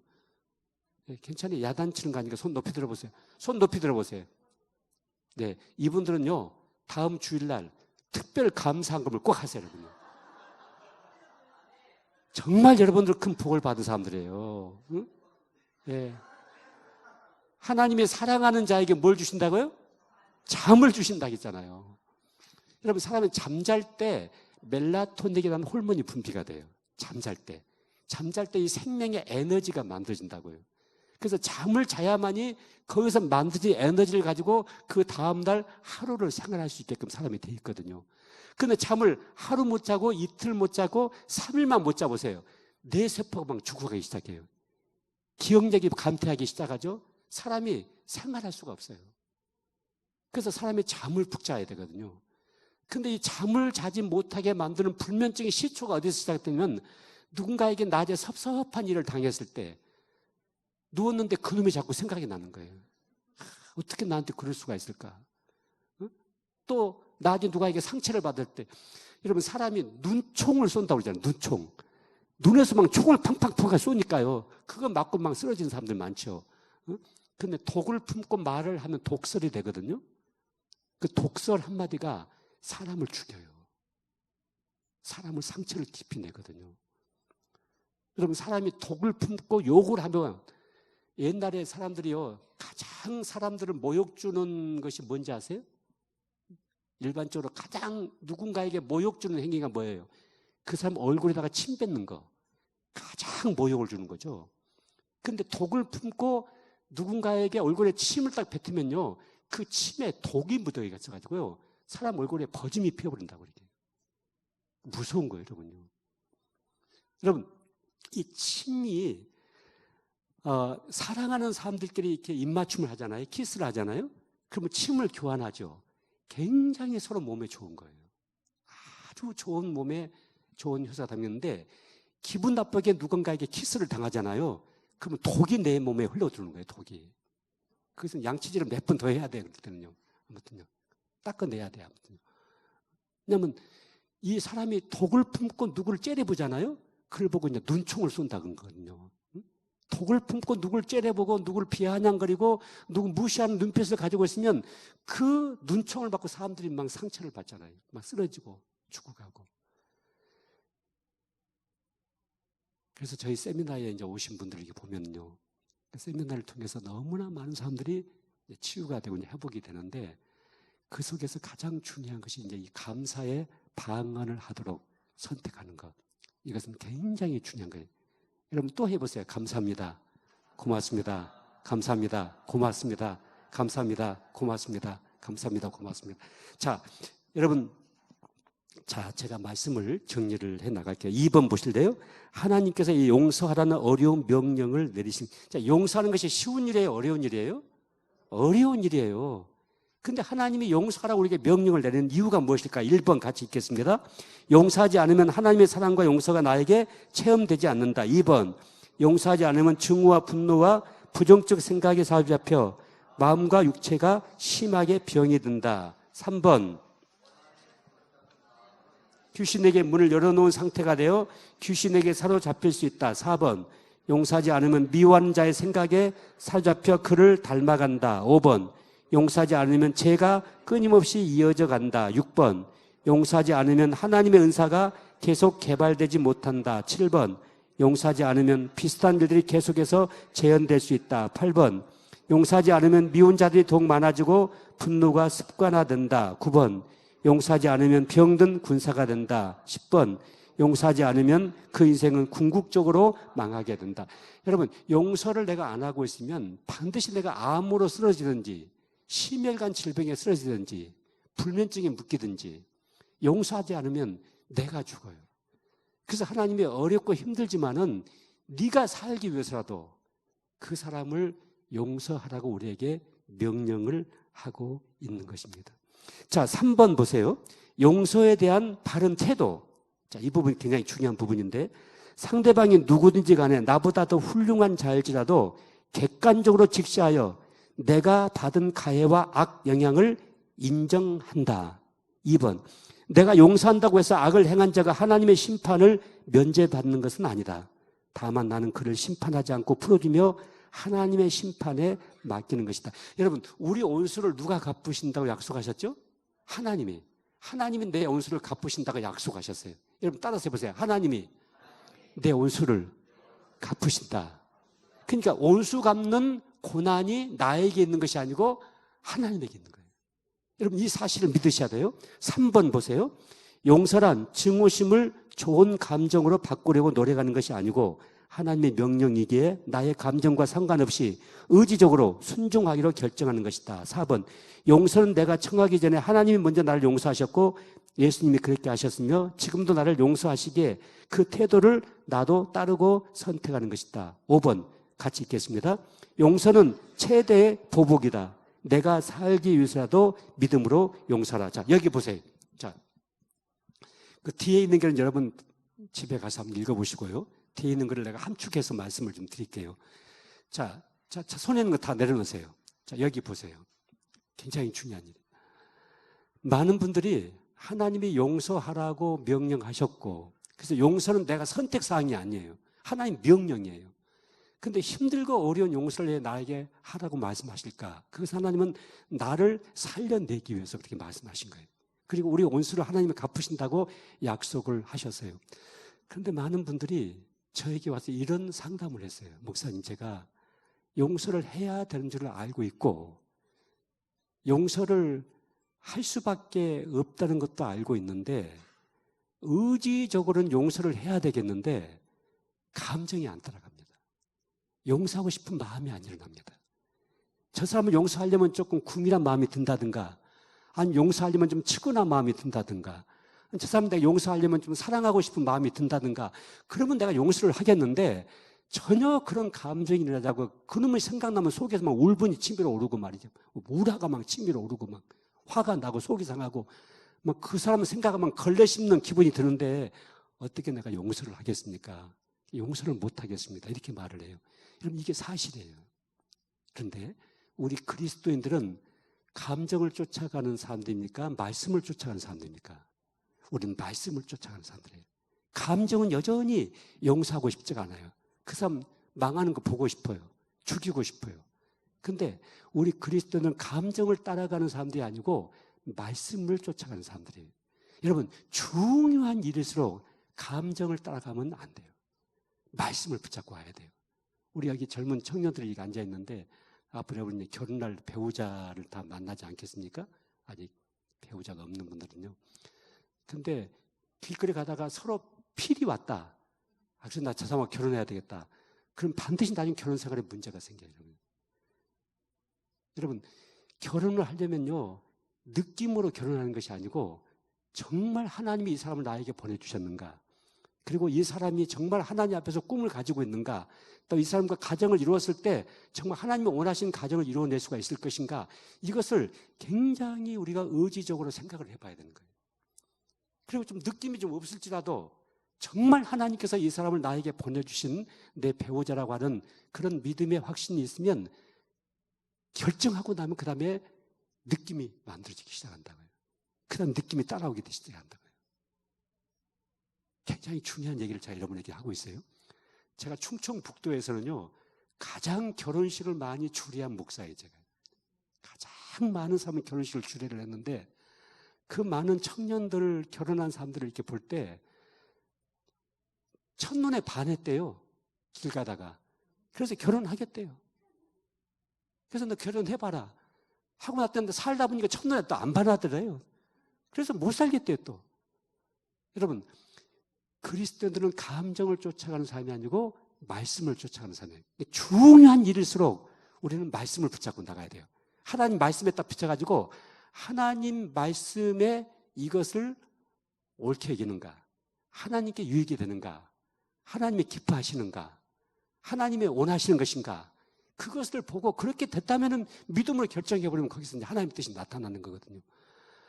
그런데 우리는 감정을 쫓아가는 사람이 아니고 말씀을 쫓아가는 사람들이기 때문에 감정은 용서하고 싶지 않지만은 하나님은 나에게 용서하라고 명령하셨기 때문에 그 말씀을 붙잡고 나를 가해했던 사람을 하나님 앞에 보고하듯이 말씀을 드린 거예요. 하나님, 아무개가 언제 어디서 어떻게 나를 이렇게 가해를 해가지고 내가 그때 막 죽을 것만 같았고 내 인생이 다 망가졌고 짓밟혔고 내 인생이 이렇게 더럽혀졌고 그 사람 때문에 내 인생이 이렇게 파괴됐고 그 사람 때문에 내가 이렇게 경제적으로 이렇게 어려움을 당하게 되었고, 어제도 저희 교회 권사님 한 분이 저한테 전화하셨는데 가까운 친구에게 뭐 돈을 2억인가를 빌려줬대요. 근데 돈 한 푼도 못 받게 됐다고 그래요. 그 친구가 딱 그냥 나 없다 아무것도 없다 하면서 발뺌해 보니까 돈을 한 푼 못 받겠다고 너무나만 억울해가지고 나한테만 전화를 한 거예요. 응? 그래서 내가 그냥 잊어버리려고 떠나라고 그랬어요. 그냥요. 더 이상 그 친구에게 돈 받을 수 없으니까 그냥 그 돈 그냥 줘버리고 더 이상 거기 묶여있지 마라. 다시 재판을 해야 됩니까? 뭐 고발을 해야 됩니까? 뭐 했는데 문제가 복잡해요. 근데 그 사람 때문에 내가 이 경제적으로 이렇게 어려움을 당했다. 그랬지만은 하나님께서 나에게 용서하라고 명령하셨기 때문에 말씀하셨기 때문에 하나님 제가 아무개를 믿음으로 용서하겠습니다.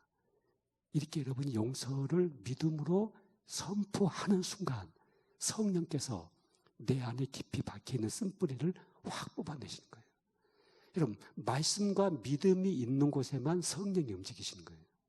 말씀과 믿음이 있는 곳에만 성령께서 역사하시는 거예요. 여러분, 느낌이 없을지라도 말씀 붙잡고 믿음으로 움직일 때, 믿음으로 선포할 때, 믿음으로 기도할 때, 믿음으로 붙잡을 때, 거기서 성령의 역사가 있는 거예요. 이 과정이 통과가 돼야만이 여러분 내면의 속사람이 건강해지고 여러분이 지금 병든 몸에서 몸을 새롭게 회복해 갈 수가 있는 것입니다. 여러분 보세요. 여러분, 죄의 반대가 뭐예요? 죄의 반대가 뭐예요? 선이에요? 의로운 거예요? 거룩한 거예요? 아니에요. 로마서 14장 23절을 보시면 의심하고 먹는 자는 정죄되었나니 이는 믿음으로 하지 아니한 연고라. 믿음으로 하지 아니한 모든 것이 죄니라. 여러분, 믿음으로 하는 것만이 가장 선한 거예요. 믿음으로 하는 것이 가장 거룩한 거예요. 믿음으로 하는 것이 하나님이 보실 때는 가장 진짜예요. 그게. 우리는 생각할 때 난 감정이 안 따라가는데 어떻게 내가 믿음으로 용서를 해? 이것은 내가 유선적인 것이고 가면을 쓴 것이 아닌가 이렇게 생각하는데 성경은 감정이 안 따라가도 말씀을 붙잡고 믿음으로 선택하면은 그것이 가장 의로운 것이고 가장 선한 것이고 가장 거룩한 것이고 그래서 성경은 오직 의인은 뭘로 살아요? 믿음으로 말미암아 산다. 뭐가 없이는 하나님이 기쁘시게 못해요? 믿음이 없이는 하나님이 기쁘시게 못한다. 히브리서 11장 전체는 믿음은 바라는 것도 실상이요 보지 못하는 것 증거다. 모든 구약에 있는 성도들이 다 믿음으로 아브라함, 믿음으로 요셉, 믿음으로 야곱, 믿음으로 기생 전부 다 믿음으로 한 거예요. 여러분, 믿음으로 선택할 때, 믿음으로 고백할 때, 믿음으로 결단할 때, 믿음으로 순종할 때, 믿음으로 움직일 때, 믿음의 액션을 가지고 있을 때 거기서 성령이 움직이시는 거예요. 그래서 여러분이 정말 용서하기 힘들고 어려운 삶이라 할지라도 하나님 앞에 하나님 그 사람이 언제 어디서 어떻게 나를 이렇게 가해를 해가지고 내가 그때만 죽을 것만 같았고 이렇게 힘이 들었고 지금도 그 상처와 아픔이 내 안에 있는데 그럴지라도 그 사람을 하나님께 넘겨드리고 제가 믿음으로 이 아무개를 용서하겠습니다. 믿음으로 용서하겠습니다. 이렇게 딱 선포하는 그 순간 성령께서 여러분 안에 있는 밖에 있는 쓴뿌리를 뽑아내시고 여러분 속사람을 자유롭게 만드신다고요. 여러분, 그러고 나면은 여러분 안에 이제 변화가 나타나기 시작한다고요. 믿음으로 용서를 하고 났는데 언제부턴가 나도 모르게 내 속에서 분노가 사라져버려요. 내가 몸이 바뀌어졌네. 생각이 바뀌어졌네. 믿음으로 용서하고 났는데 불면증에서 풀어져 버리는 거예요.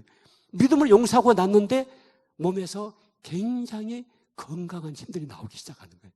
그게 하나님께서 영혼이 잘된 같이 범사가 잘 되고 강건해지기를 원한다고 하는 성경 속에 있는 기도의 제목처럼 여러분 우리 몸이 굉장히 믿음에 의해서 민감하게 적용이 될 수밖에 없어요. 성경은 너무나 과학적이고 의학적인데요. 그래서 여러분 속사람이 잘 되면 여러분 모든 결정을 잘 할 수 있잖아요. 내가 속사람이 건강하니까 바르게 결정할 수 있고 바르게 선택할 수 있잖아요. 그러니까 범사가 잘 될 수밖에 없죠. 그리고 속사람이 건강해지면 반드시 겉사람이 건강해진다. 몸이 건강해진다고요. 근데 여러분 기분 나쁠 때 밥 먹으면 소화가 안 되죠. 체하죠.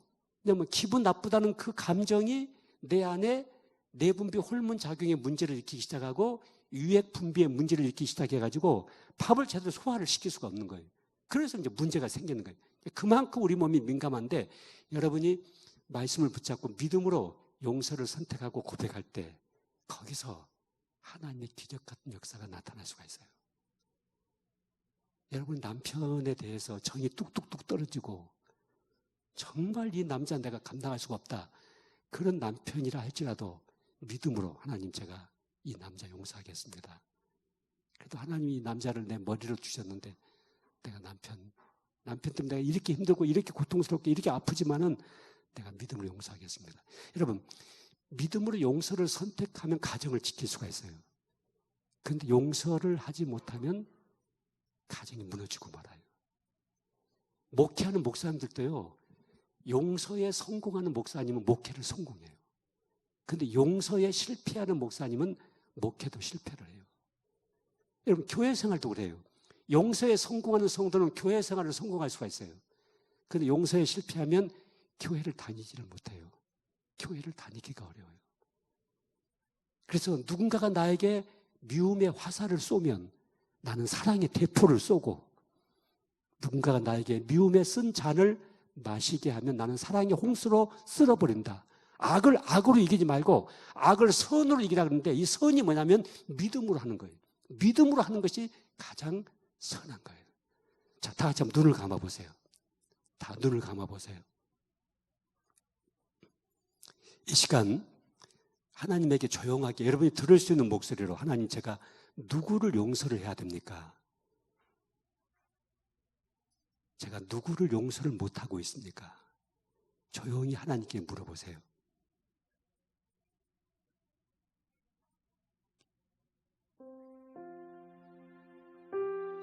여러분이 들을 수 있는 목소리로 조용하게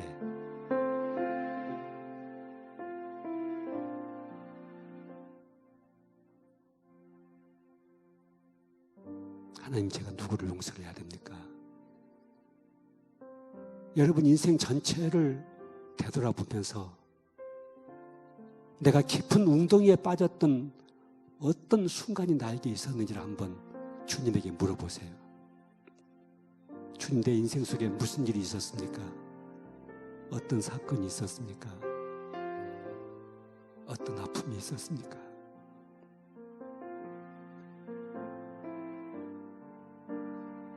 지금 이 자리에 계신 분 중에 아버지에 대해서 분노하고 있는 분이 계세요.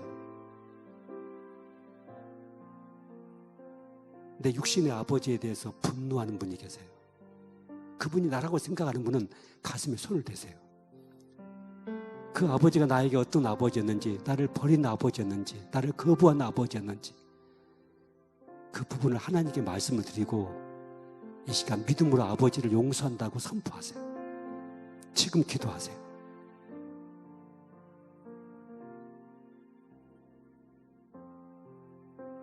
지금 여러분 생각나는 사람 있죠? 하나님이 생각나게 하는 그 사람을 붙잡고 그 사람이 언제 어디서 나를 어떻게 가해했는지 그걸 지금 말씀을 드리세요. 하나님께. 여러분 옆 사람 의식하지 마시고 소리 내어서 말씀을 드리세요. 하나님 저에게 이런 사람이 있었습니다. 내가 이 사람 때문에 이렇게 큰 상처를 입었습니다. 이렇게 큰 아픔을 가졌습니다.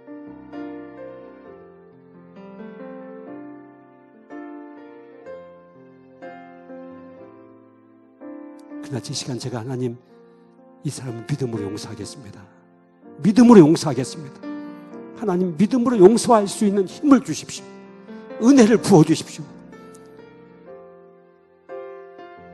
하나님 우리 아버지세요. 여러분 하나님을 아버지하고 한번 불러보세요. 아버지. 더 크게 아버지. 더 크게 아버지. 아버지. 아버지. 아버지. 그 아버지에게 말씀을 드리세요. 지금 내가 내 인생 속에서 가장 힘들었던 순간, 가장 고통스러웠던 순간을 아버지에게 말씀을 드리세요. 그리고 나를 누가 가해했는지, 누가 나를 짓밟았는지, 누가 나를 성폭행했는지, 누가 나에게 성추행했는지 도저히 용서할 수 없는 사람, 이 많은 경제적인 손해를 끼쳤던 사람, 생각만 해도 분하고 억울하고 분노가 치밀어 오르는 사람, 지금 하나님께 말씀을 드리세요. 여러분 가정의 부부관계 속에서도 서로 섭섭하고 서운한 감정이 있는 분은 지금 하나님께 말씀을 드리세요. 아내에 대해서 서운하고 섭섭한 감정이 있는 분 하나님께 말씀을 드리시고 믿음으로 아내를 용서한다고 선포하세요. 지금 선포하세요. 지금 선포하세요. 내가 나를 용서하지 못하는 분이 있어요. 그분이 누구세요? 이 자리에 계신 분 중에 내가 나를 용서하지 못한 분, 지금 가슴에 손을 대고 주님에게 말씀을 드리세요. 주님도 나를 용서하셨어요. 주님 내가 나를 용서하겠습니다. 용서하겠습니다. 용서하겠습니다. 여러분 소리내서 기도하세요. 하는 주님 내가 나를 용서하겠습니다.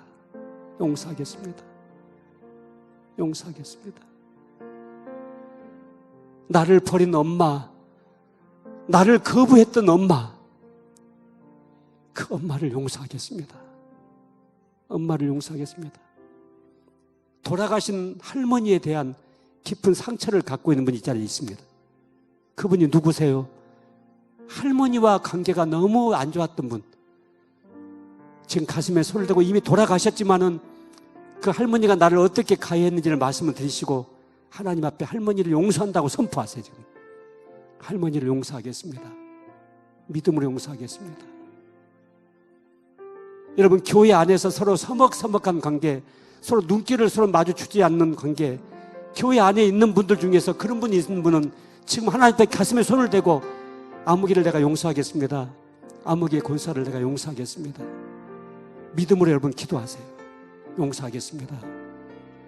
용서하겠습니다. 하나님, 용서하겠습니다. 아버지, 용서하겠습니다. 아버지, 용서할 수 있는 힘을 주십시오. 나를 가해했던 그 가해자, 하나님께서 원수를 갚으신다고 약속하셨기 때문에 하나님께 넘기겠습니다. 하나님께 맡기겠습니다. 하나님, 제가 용서하겠습니다. 믿음으로 용서하겠습니다. 그 아무개를 믿음으로 용서하겠습니다. 나를 왕따시켰던 친구, 내가 믿음으로 용서하겠습니다. 나를 억울하게 만들었던 그 사람, 나를 억울하게 만들었던 그 사람, 너무나 억울합니다. 그러나 이 시간 하나님 원수를 갚으신다고 약속하셨기 때문에 하나님께 넘겨드리고 제가 믿음으로 그 사람을 용서하겠습니다. 용서하겠습니다. 용서합니다. 하나님, 용서합니다. 용서합니다. 용서합니다. 하나님, 용서하겠습니다. 용서하겠습니다. 하나님, 용서하겠습니다. 믿음으로 용서하겠습니다. 믿음으로 용서하겠습니다. 믿음으로 용서하겠습니다. 주님,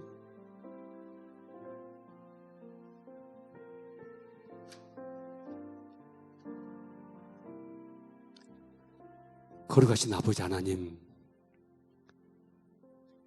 긴 인생의 순례자의 길을 여기까지 걸어왔습니다. 어머니 태중 안에 있을 때부터 지금까지 많은 고니자를 만났고 많은 사람들로 인해서 많은 상처를 받았습니다. 힘들고 어려운 일들이 많았습니다. 이 시간 믿음으로 그 사람들을 용서할 수 있도록 인도해 주신 주님 감사합니다. 내 속에 깊이 박혀있는 이 습뿌리를 확 뽑아내주시고 내 속사람을 자유케 해주십시오. 내 속사람을 풀어주십시오. 내 속사람의 상처와 아픔을 주님 이 시간 만져주시고 치유해 주시기 원합니다. 하나님이 나의 아버지십니다.